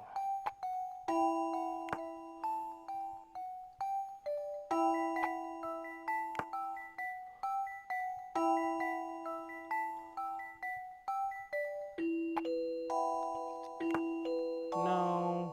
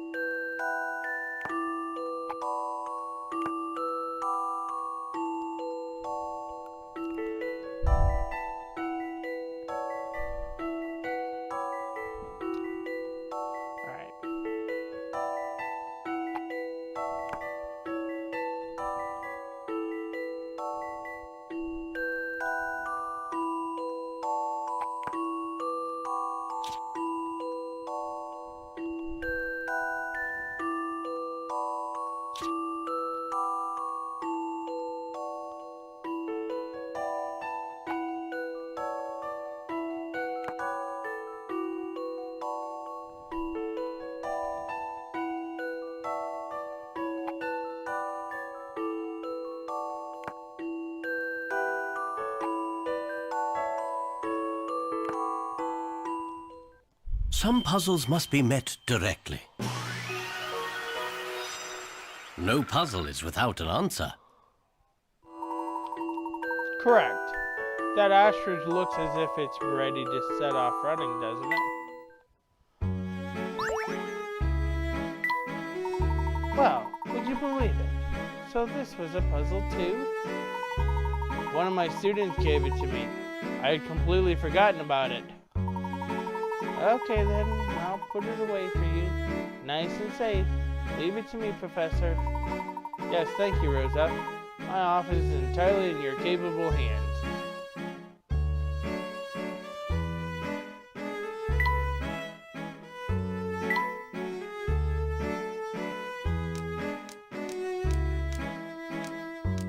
All right. 86.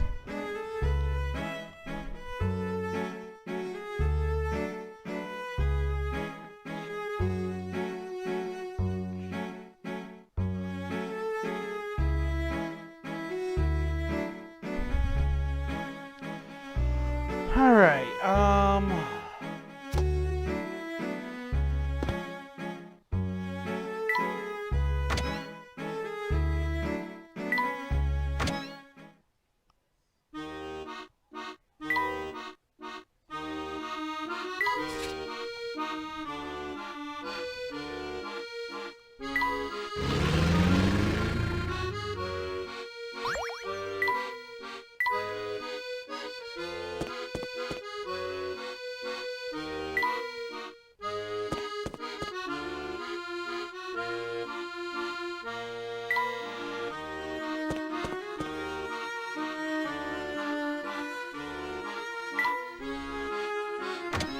my boot moved. Stay.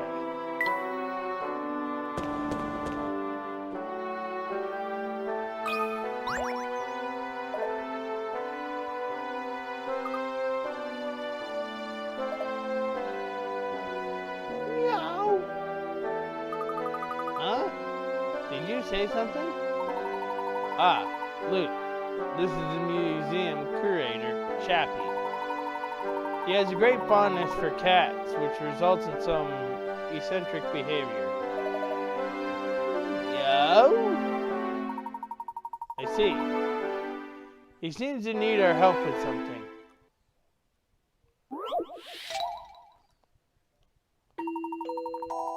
You want to board up this broken window with some wood. But much to your dismay, all you can find are some old offcuts, most of which have holes in them. Place the boards over the window so that the window is completely covered and no holes show through. No boards may extend beyond the square window frame, but you can flip and rotate each piece of wood freely.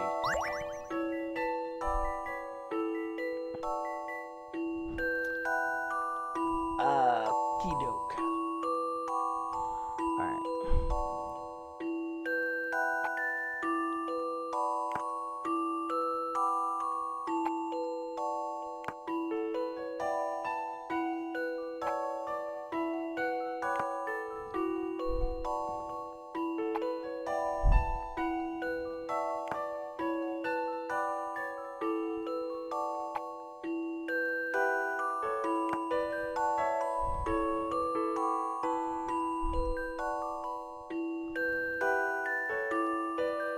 Mr. Bojangles.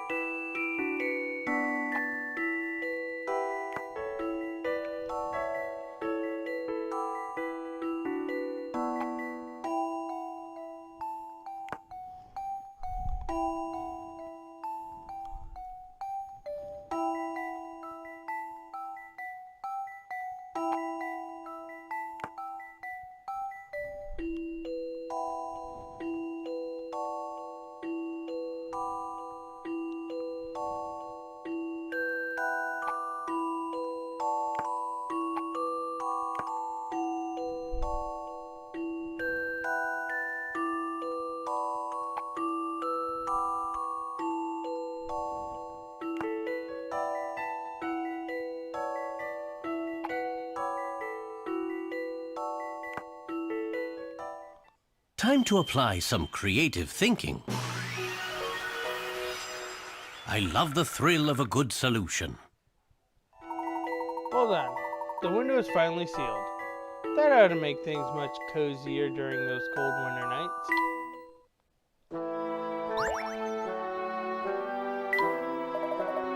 Meow, meow. My pleasure, Chappie. Can he not talk normally? No. Perhaps he cannot comprehend my cat impression. Well, I understand you perfectly, Chappie. I knew you would, Richard Layton. You're the museum's shining star. Alright.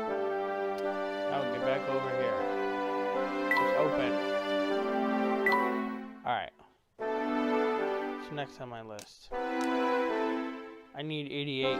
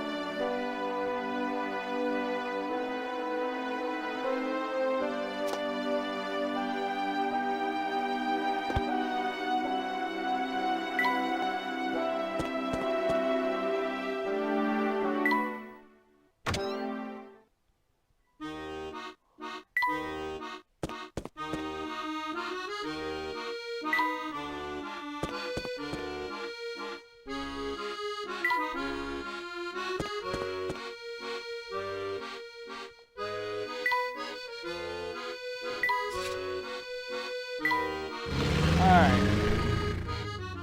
Time to go to Jinx.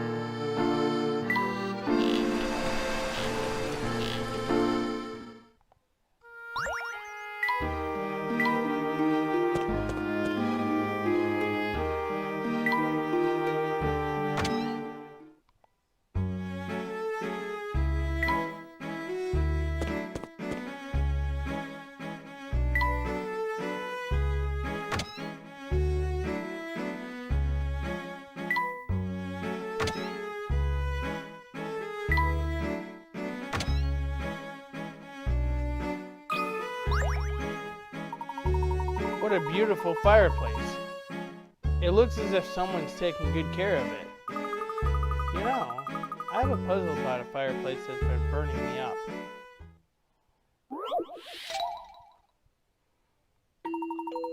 The occupants of this chilly home burn a bundle of wood in their fireplace every day of the year. In the 3-month period starting this month, they will burn 3 more bundles of wood than in the following 3-month period. Given that this is a 365-day year, can you work out what the current month is? Express your answer as a number. Gotta be winter. 11?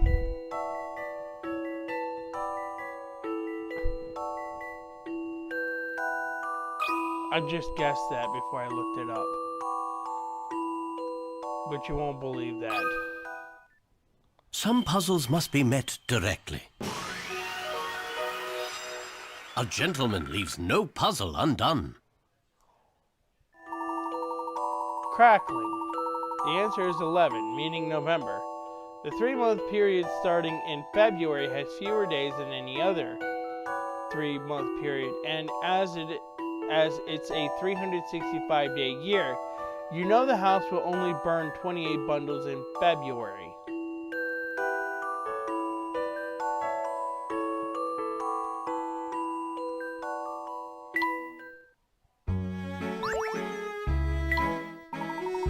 Good work, Emmy. I really enjoyed that one. Glad you liked it, Professor.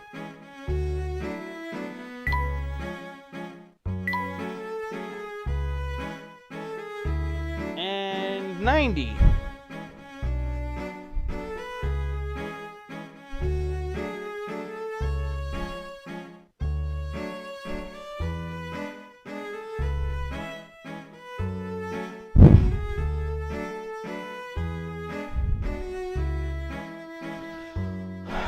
Alright.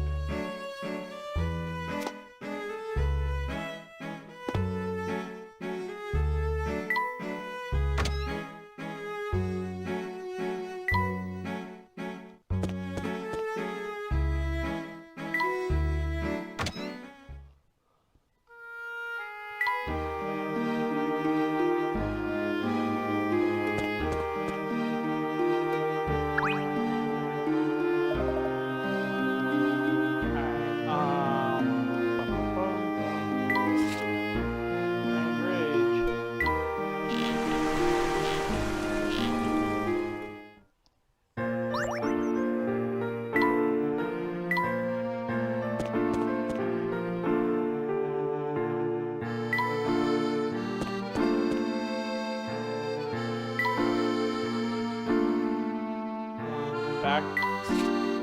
No. Dressenheller.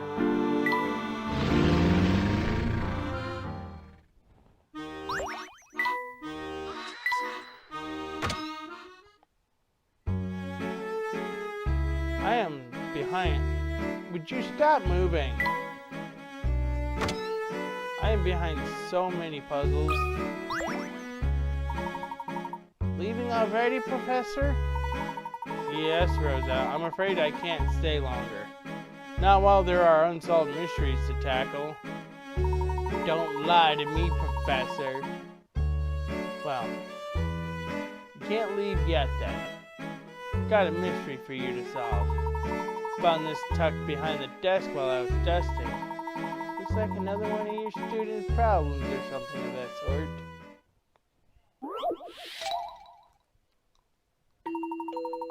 Can you fit the pieces of Professor Layton's hat together to form the puppet's head without any of the pieces overlapping or leaving any empty spaces? The pieces can be moved, flipped, and rotated in any direction. Of course they can. Alright.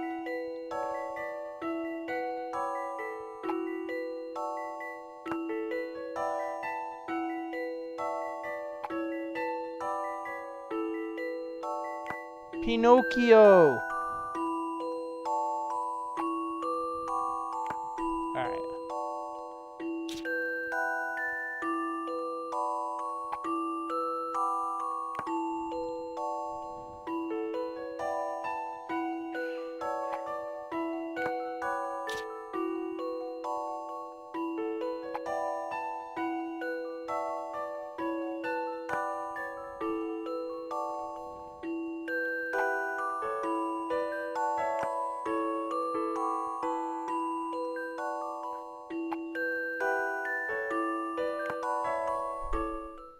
Time to apply some creative thinking.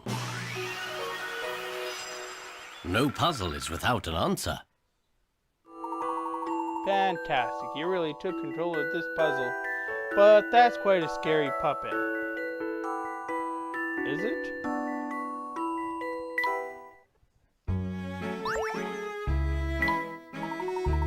Can't have you losing precious puzzles like this again. I'll put it somewhere for safekeeping. Much appreciated, Rosa. Let's see. What puzzle am I missing now?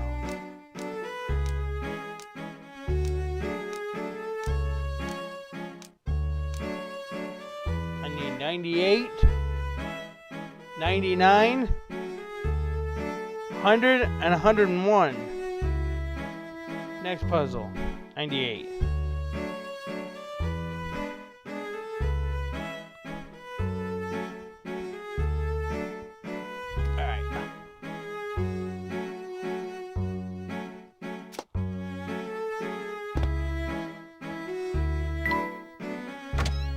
Hope I'm done with Dressenheller and Scotland Yard.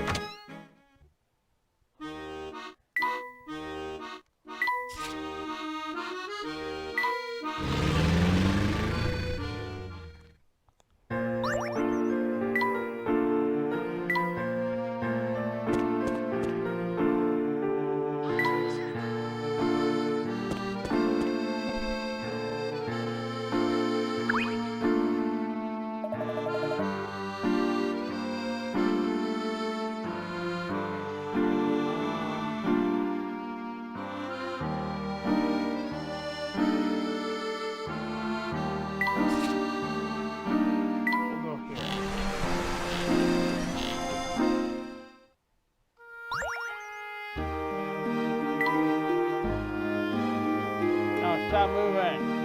Stay.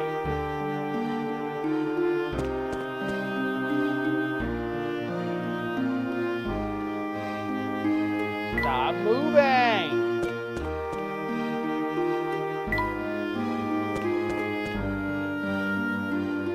Get down here.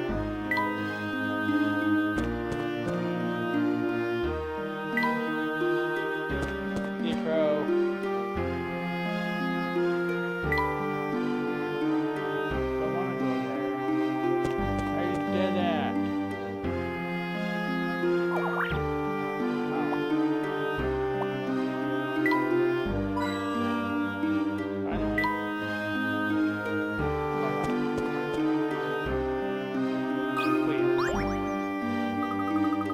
there might be some interesting finds around here. There's not so much of them, but keep me on with the instructions now. Marilyn will probably have a go at me again. Just the other day I tried to show her this really good puzzle and she just blew up.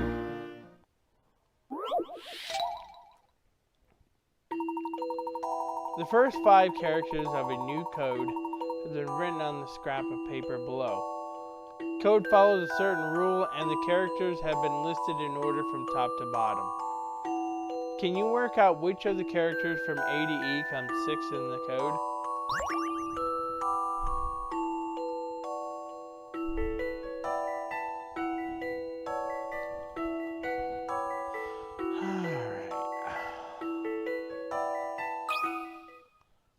This is what I've come up with. That puzzle wasn't so hard.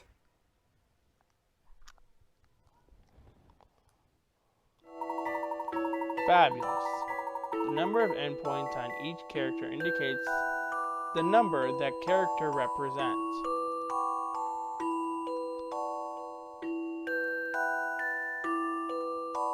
Gotcha.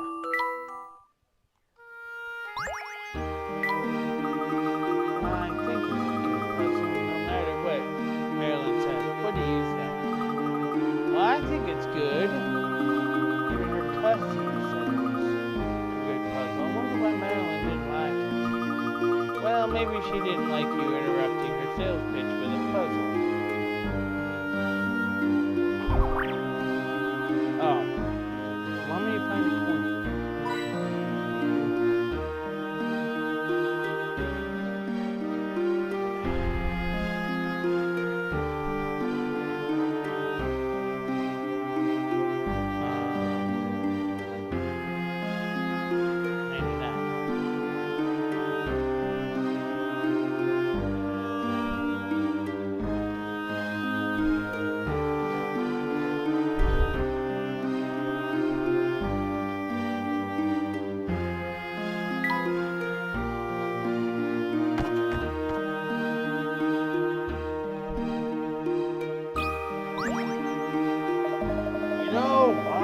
Excavating a while ago, the oddest thing happened.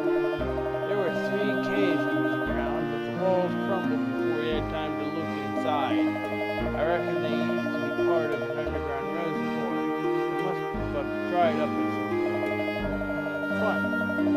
The town still has an abundance of water. Where did the water from this reservoir go? That is very strange indeed. Is there anything else you can remember? Let's see, I recall quite a few pots. They were a lot like the ones in this puzzle.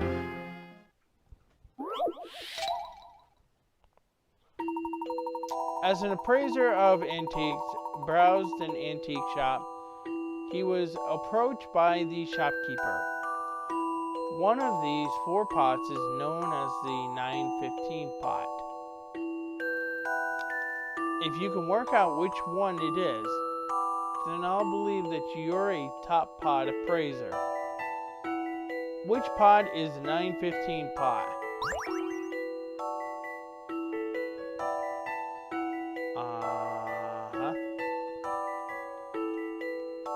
Right. This one. Some puzzles must be met directly. I love the thrill of a good solution.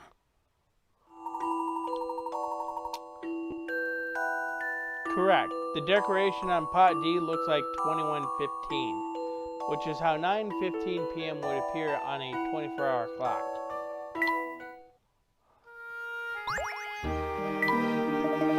That wasn't the only strange thing. We found traces of silver in the soil. My colleagues joked that it wasn't the golden garden we found, it was the silver one. Fascinating. Please go on. Oh, but it wasn't a lot of silver. Probably doesn't even amount to a month's wages. Right. Okay, you want me to find this coin. I found the coin.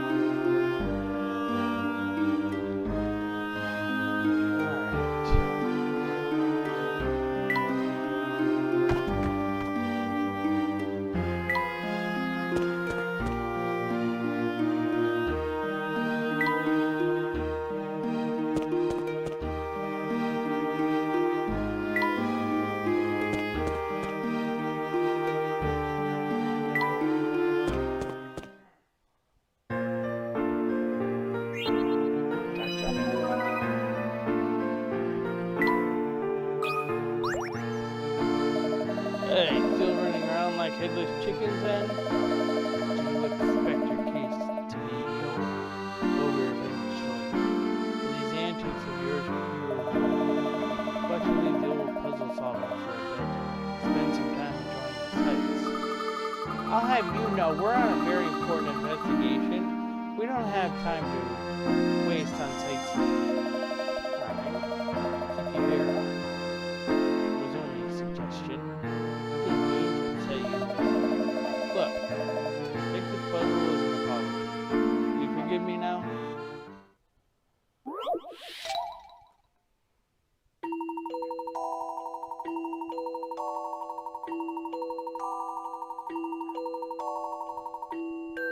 A naughty tomcat has been causing havoc all over town. Now he's in spot B, hiding from his owner, who's currently looking for him at spot A. His owner is determined to search every spot until she finds him. But after every one of her moves, the cat then moves to an adjacent spot to escape. However, if the owner plans her route, well, she'll be able to catch the cat on her fourth move. What should her first three moves be? Input the 3 letters.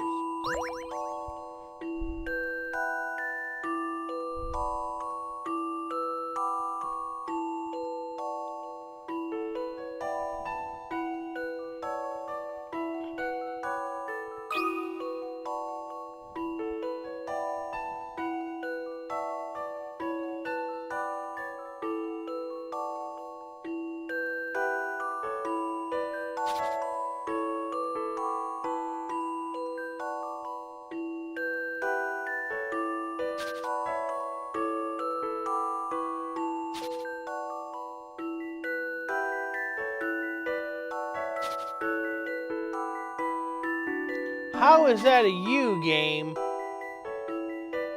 I don't understand you.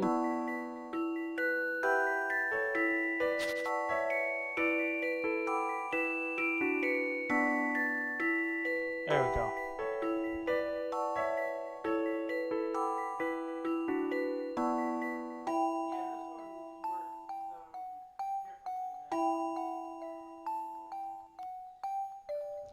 Alright. I'll handle this one, Professor. I'll never be a good assistant. Alright. I didn't know that there was an order.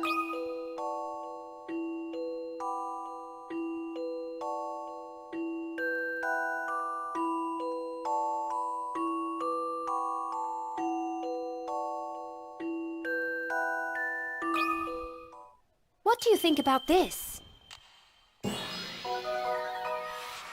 You can't let a puzzle intimidate you.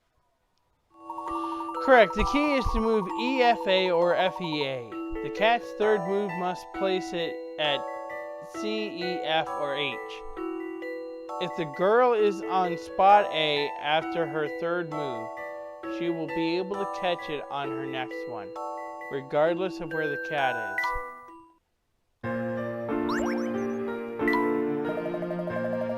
You know, if you give yourself too much stress, you'll get gray hairs.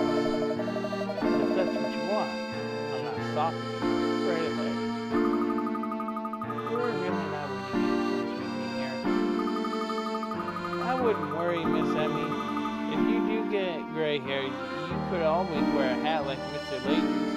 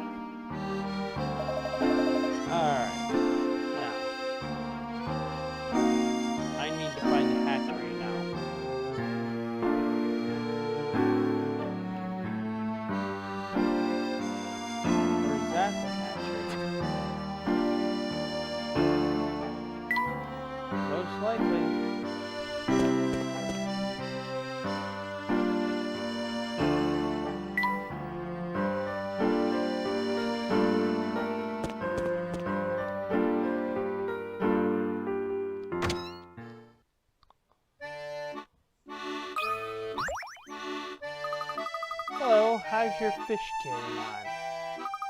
Very well, thank you. Wonderful. Actually, I found a floundering fish in the street, trying to nurse the little fry back to health. The water level in the canal was really low. Thinking it must have felt compelled to make a daring escape. The fish in this puzzle isn't much better off. It's just a toy fish, but still.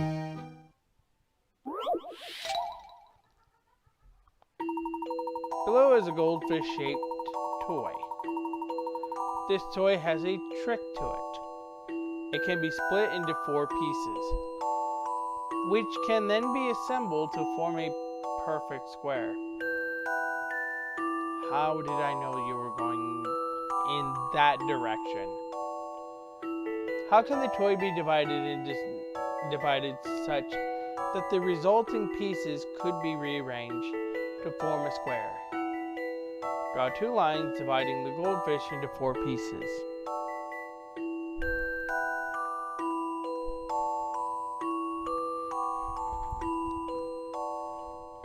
Alright.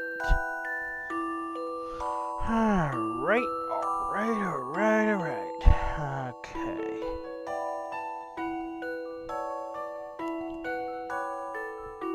Alright.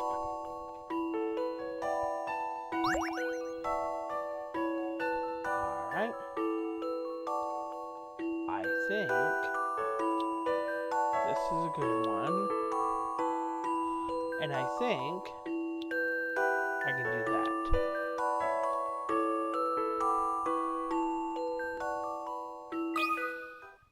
How about this? I knew I could do it. Correct. If you get the toy as shown, the pieces can be arranged to form a square. I just couldn't bring myself to do the cutting, not while I had that picture on it. But not to worry, all our fish are lively and happy. Do wonder what caused the water levels in the canal to fall, though. I know. Alright. Holy crap. Well, we got some puzzles to find. We have a good deal of puzzles to find.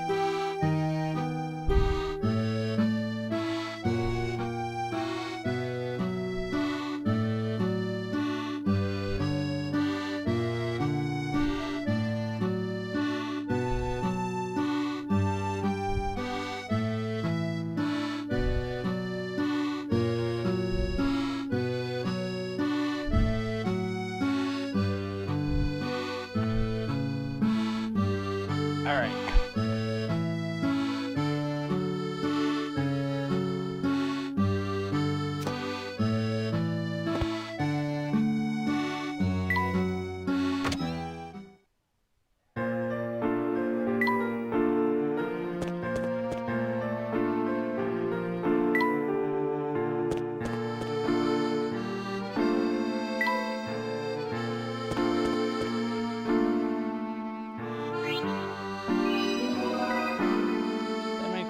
Whatever they're for.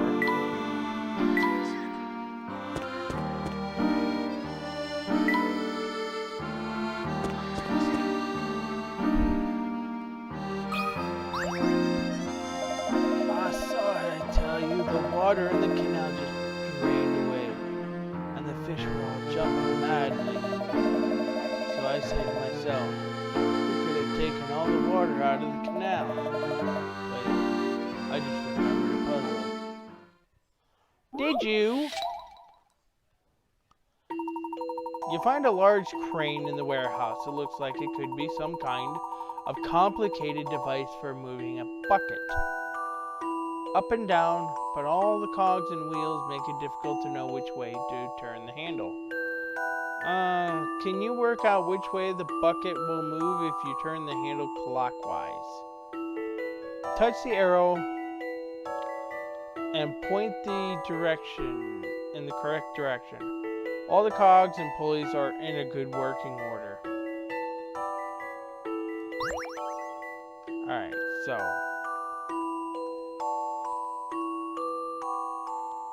This should turn this clockwise. This should move counter.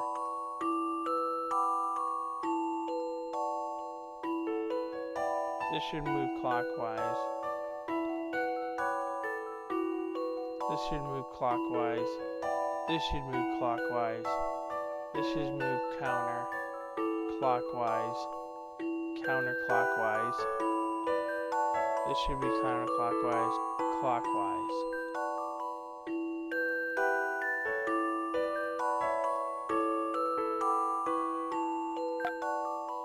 Should be going up. This is what I've come up with. That puzzle wasn't so hard. Nice move. The bucket will move upwards.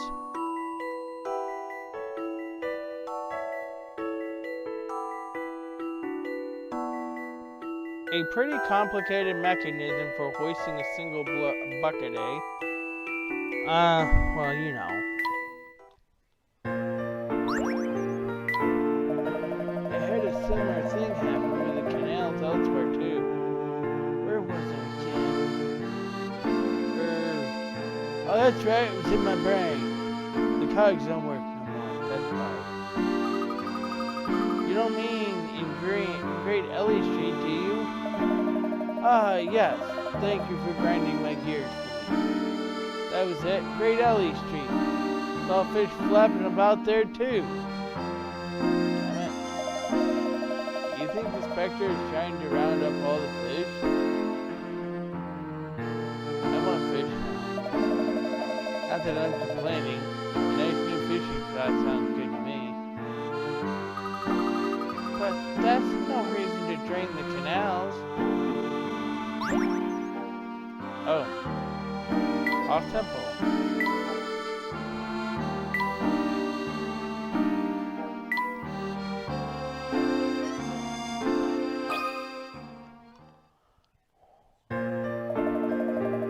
Clarence, I hope you're not dozing off in the sun again. You shouldn't be taking naps outside at your age. You'll catch a cold or get sunburn or worse.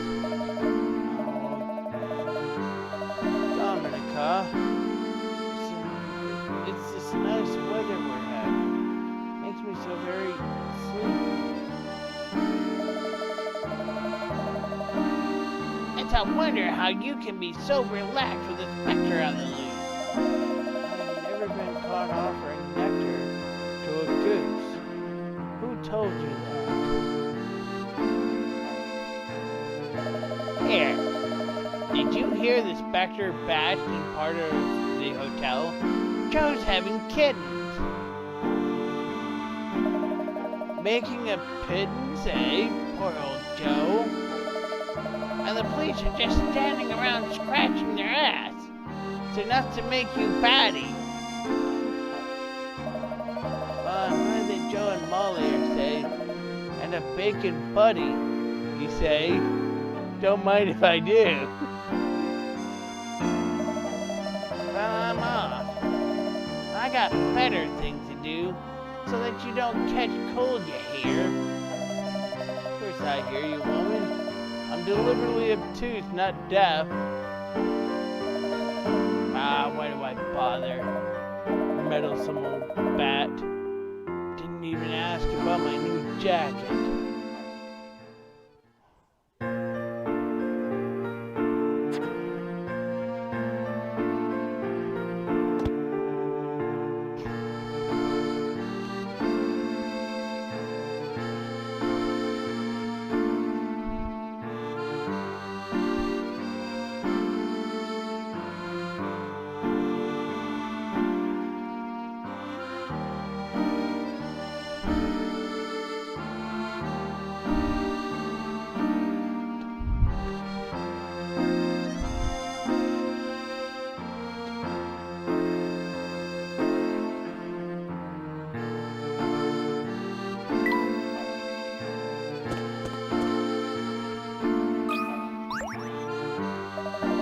Don't give me that look. Stop moaning and solve this here puzzle for me.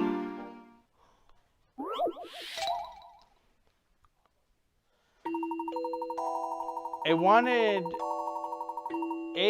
to return a book to her friend, B. But she couldn't remember where B lives. After walking around for a while and crossing every bridge just once, she finally determined which was her friend's house. Circle the number of B's house. After walking around for a while and crossing every bridge just once, she finally determined which was her friend's house.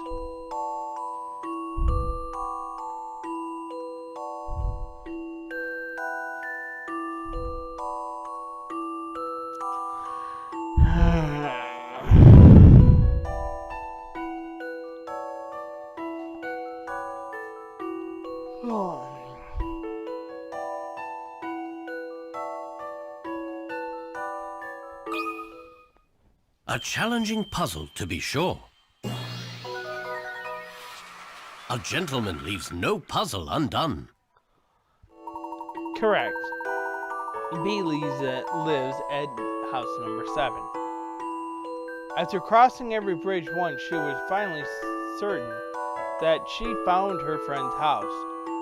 Did you realize she could have taken any route and still ended up in the same house?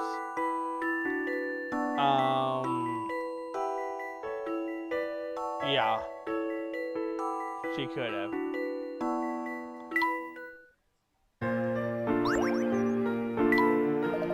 Surprised by my puzzle, were you?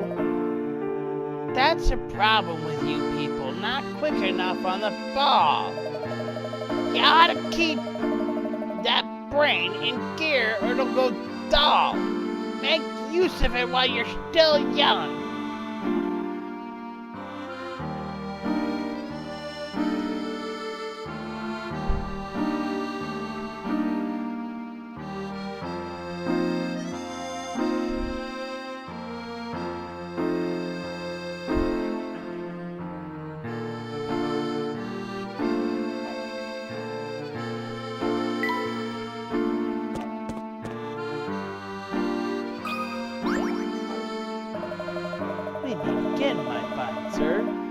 Attentively waiting here like a little lost puppy. It is clear to me that you have been spending your lonely nights seeking a dazzling puzzle, yes? Indeed, the case is that friend. That is, the case is that my friend, the man, does not fear. He solves my puzzles fearlessly.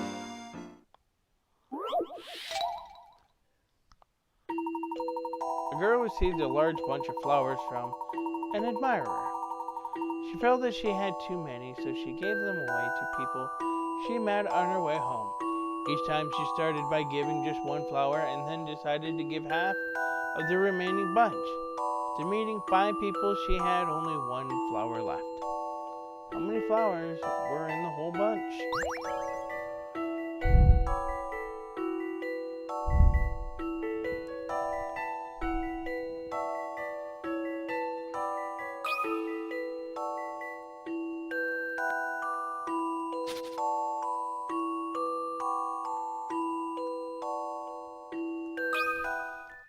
Some puzzles must be met directly. No puzzle is without an answer. Correct. The bunch had 63 flowers.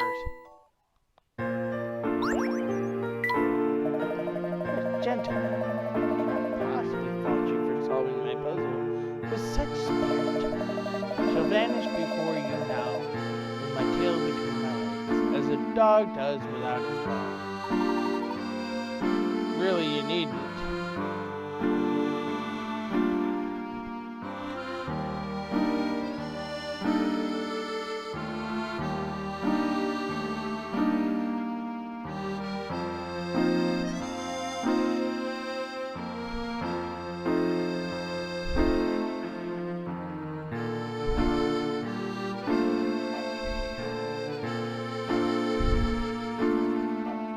That was... no, get off my screen, stupid thing.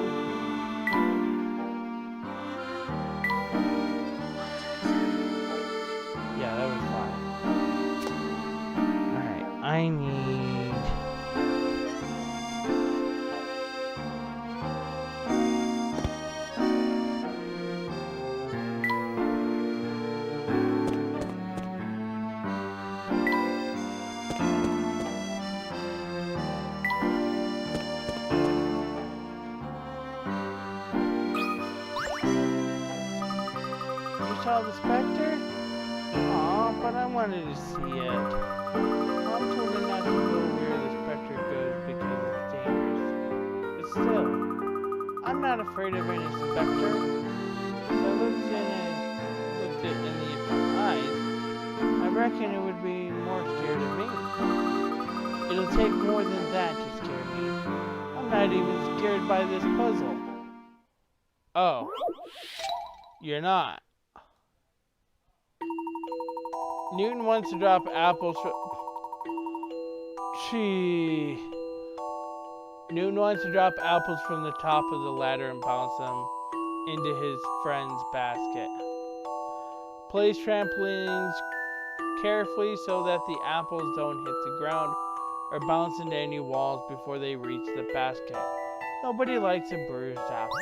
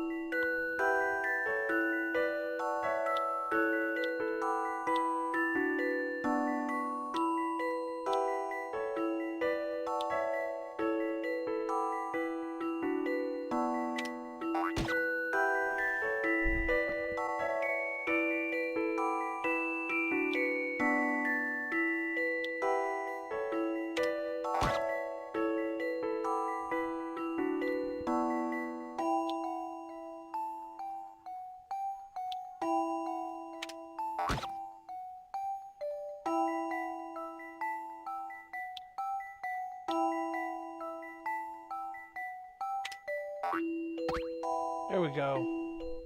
Time to apply some creative thinking. I love the thrill of a good solution. You caught it! There are a number of ways you can solve this puzzle. Try to find them all. Wasn't that tough? The Specter can't be as tough as that. I think your mother is simply concerned for your well-being. The words of a mother are always wise. You should heed them if you are to grow into a fine gentleman. Nah, you're no fine sir. Being a gentleman sounds boring.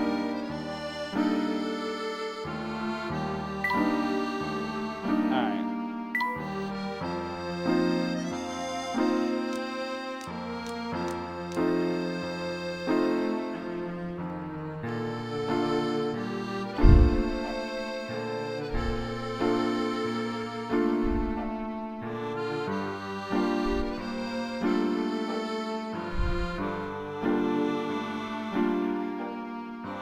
No. There's a total of 155 puzzles.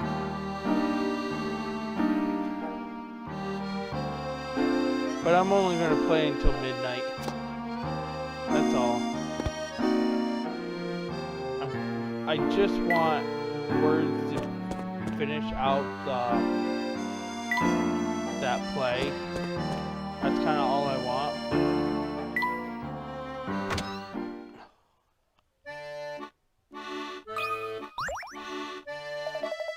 We really haven't had much in the way of good news lately, but people still keep their spirits up. I see customers come day in, day out, always wearing a cheery smile on their face. Cheery folks are cheery, cranky folks are cranky, and there's not anyone can do about that. Not right to judge because I were here in this very hotel when the Specter attacked. Well, I can't disagree with that. Having a positive attitude is always helpful. You're dead right! Oh, and before I forget, why don't you have a bash at this puzzle?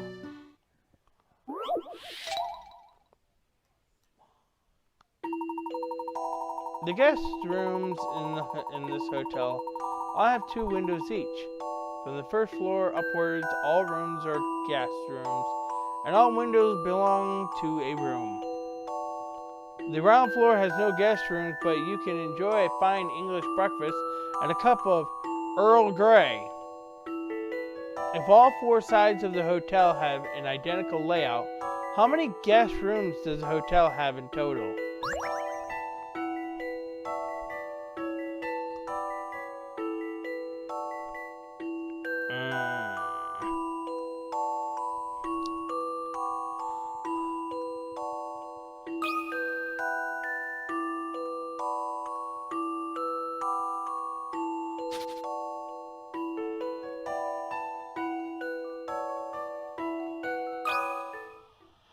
Some puzzles must be met directly. No puzzle is without an answer. Well done. The hotel has 40 guest rooms. The stairs and the lift must be in the central part of the hotel, away from the windows.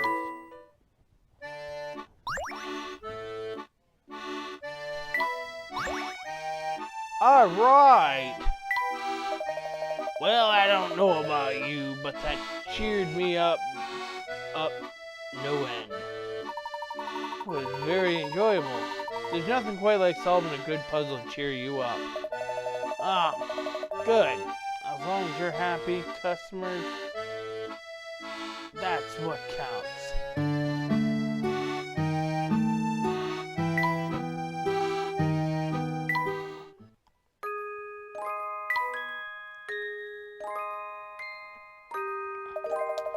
Every day I set out with my brushes and oil paints. Find a nice spot to paint the scenery. Think I'll stop here today and paint the river. My mind made up. I stand in my chair and start setting up. Oh.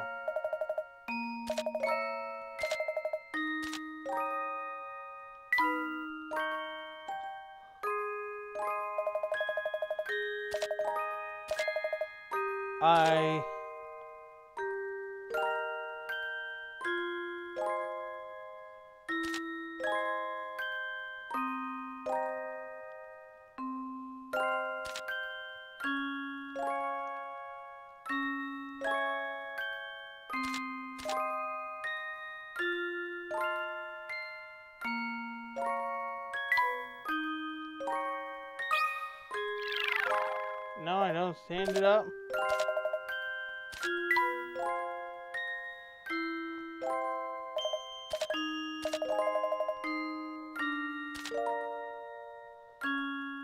Rinse, I carry my chair. Do I carry it? No.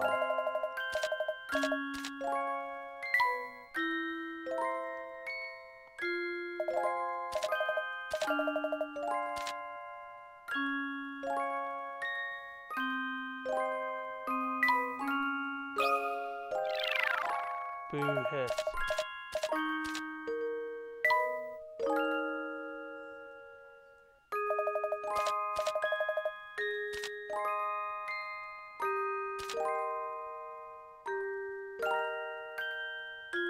Flatten.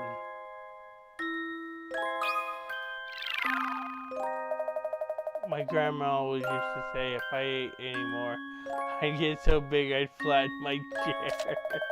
Fortunately, I never got quite that large.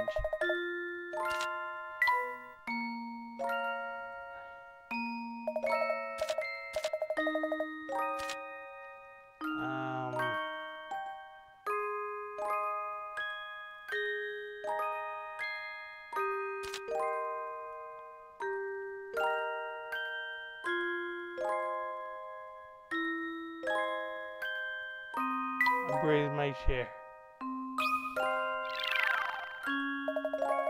Quite confident in my breathing skills because I used to swim a lot. However, I had no idea what I should be breathing. What exactly was I supposed to do? Alright.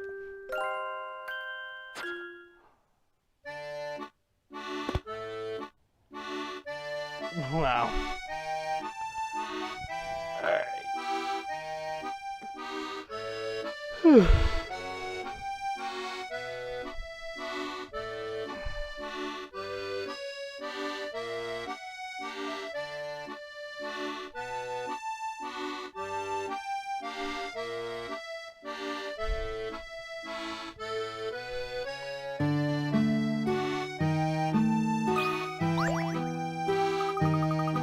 Professor, you've come at the absolute perfect time. The boss dished out a stonker of a puzzle and I really don't have a clue how to solve it. Perhaps you could whisper the answer in my ear?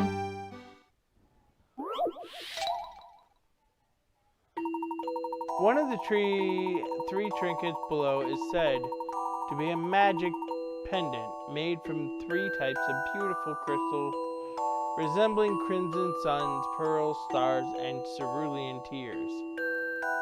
This priceless treasure can be identified by the fact that if the quantity of one type of crystal were doubled, it would equal the combined quantity of the other crystals. So, which pendant is the magic one?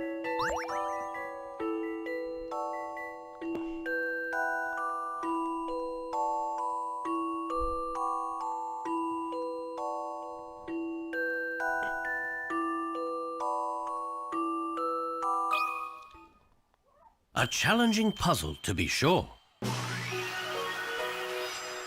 A gentleman leaves no puzzle undone. Dazzling. Pendant C is correct. What magic could possibly be held within this pretty pendant?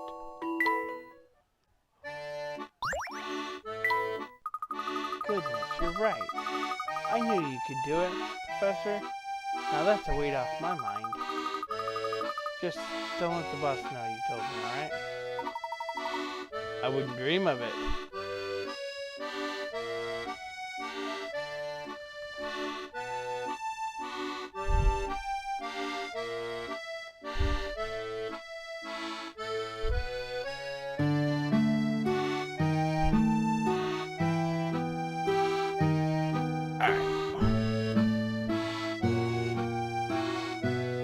Now stop moving, boot.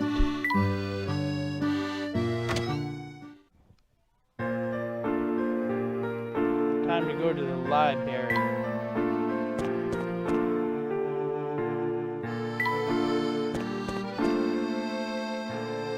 Bucky.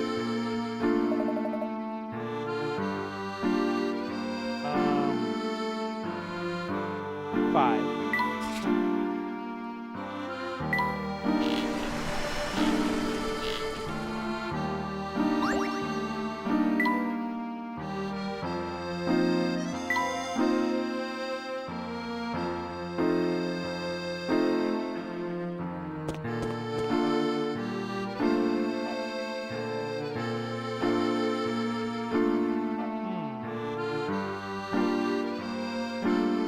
Stop moving, boot.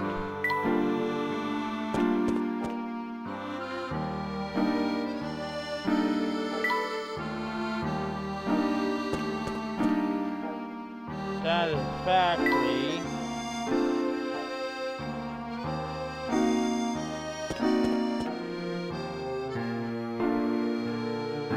Stop moving, boot.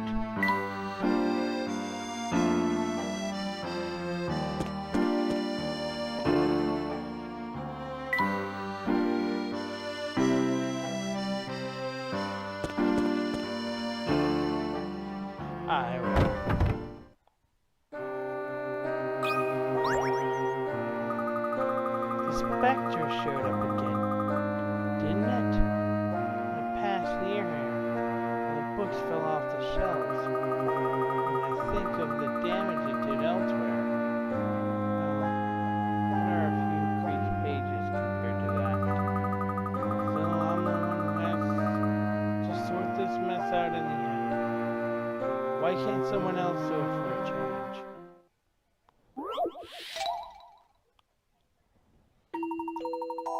This bookcase houses a set of books wrapped in 5 different colored bindings: red, blue, yellow, green, and orange. Each shelf contains 1 book of each color, but the color order varies from shelf to shelf. Your challenge is to get the books on each shelf into the same order in 3 moves. Swapping the positions of 2 books counts as 1 move. Can you work out how to do it?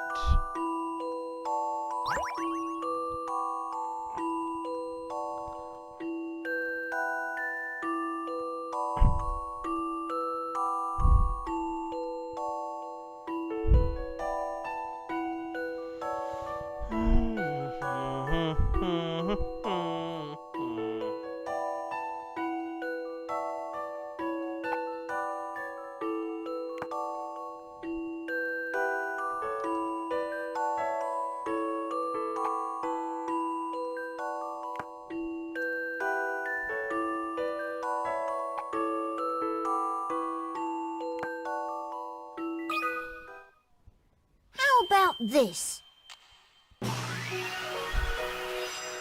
That was it. That's right. Nothing in the puzzle stipulated that the books had to be in the same position on each shelf. You just had to get the color order right.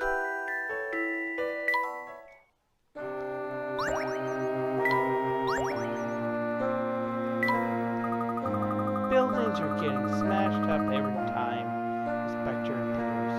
It's a miracle no one's hurt. But the Specter is like lightning. Never strikes in the same place twice. I really hate this phrase because lightning can strike in the same place twice. I think we're safe here now.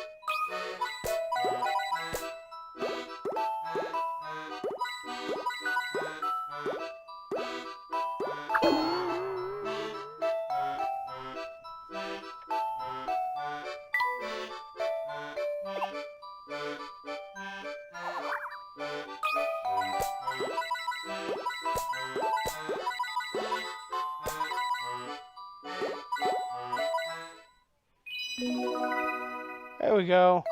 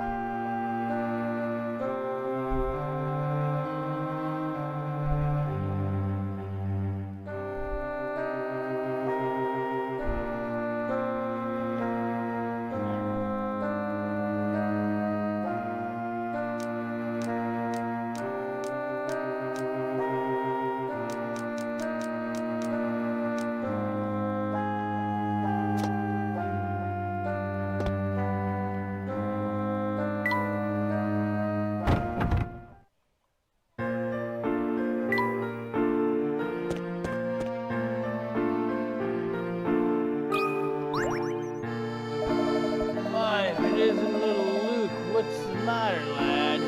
Something niggling you? Don't worry, a nice puzzle from your old Uncle Thomas will clear that frown off your face.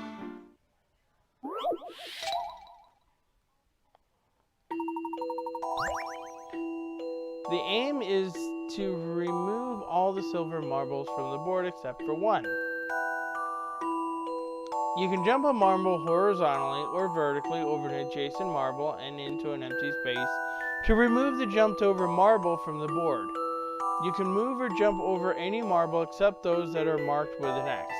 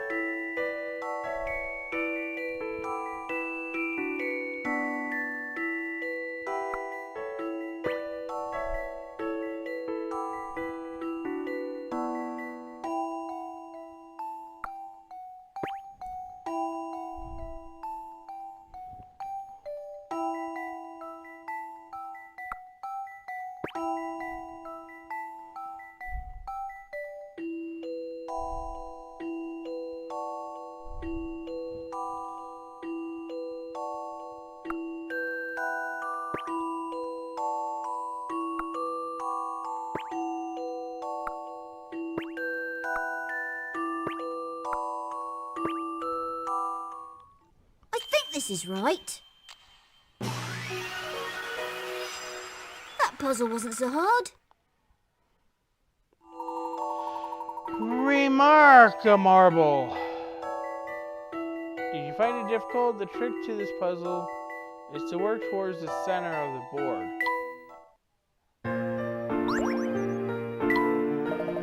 Oh, yes, I saw your dad the other day. First time in a long time, mind. Did you talk to him? Didn't get a chance. I'm afraid. He was busy surveying the Specter den with Chief Jakes.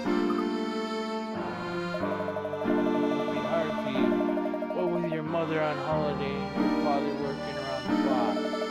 We all have times like that. Chin up, lad. Things will be back to normal before you know it. Thanks, Uncle Thomas.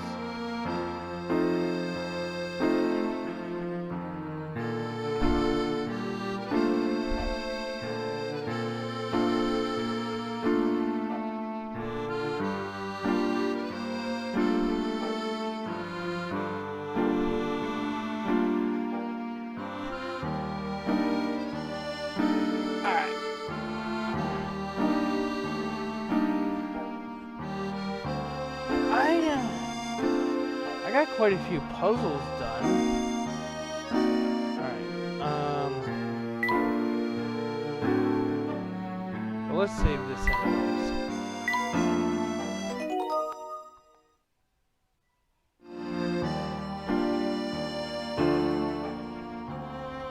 Alright.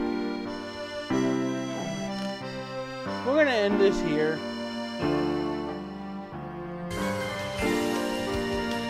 And we're gonna raid Rainex.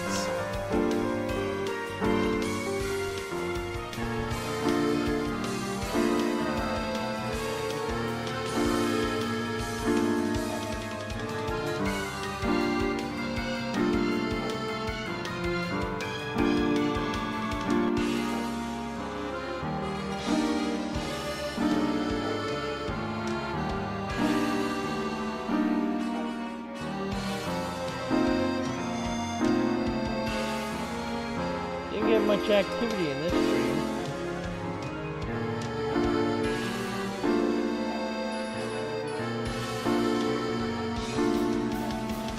Alright.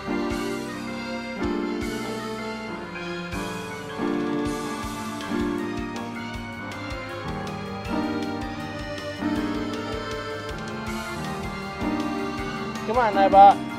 Wake up.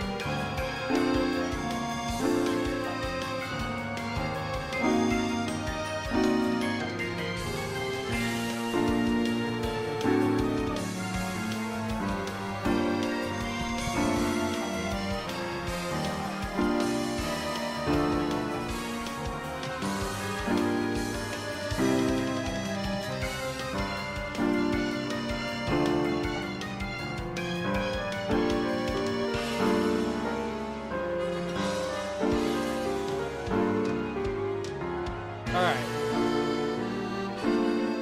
Tomorrow is Super Marissa Land. New Super Marissa Land. Which is just going to be on the PC. And I can't use a controller for this one. But this one is supposed to have a higher rating than Marissa Land Legacy, which is a Steam game. But that one does have controller support. Alright, so give Rainex a like and a subscribe if you're on YouTube. If you're on Kick, give her a follow. And we are out.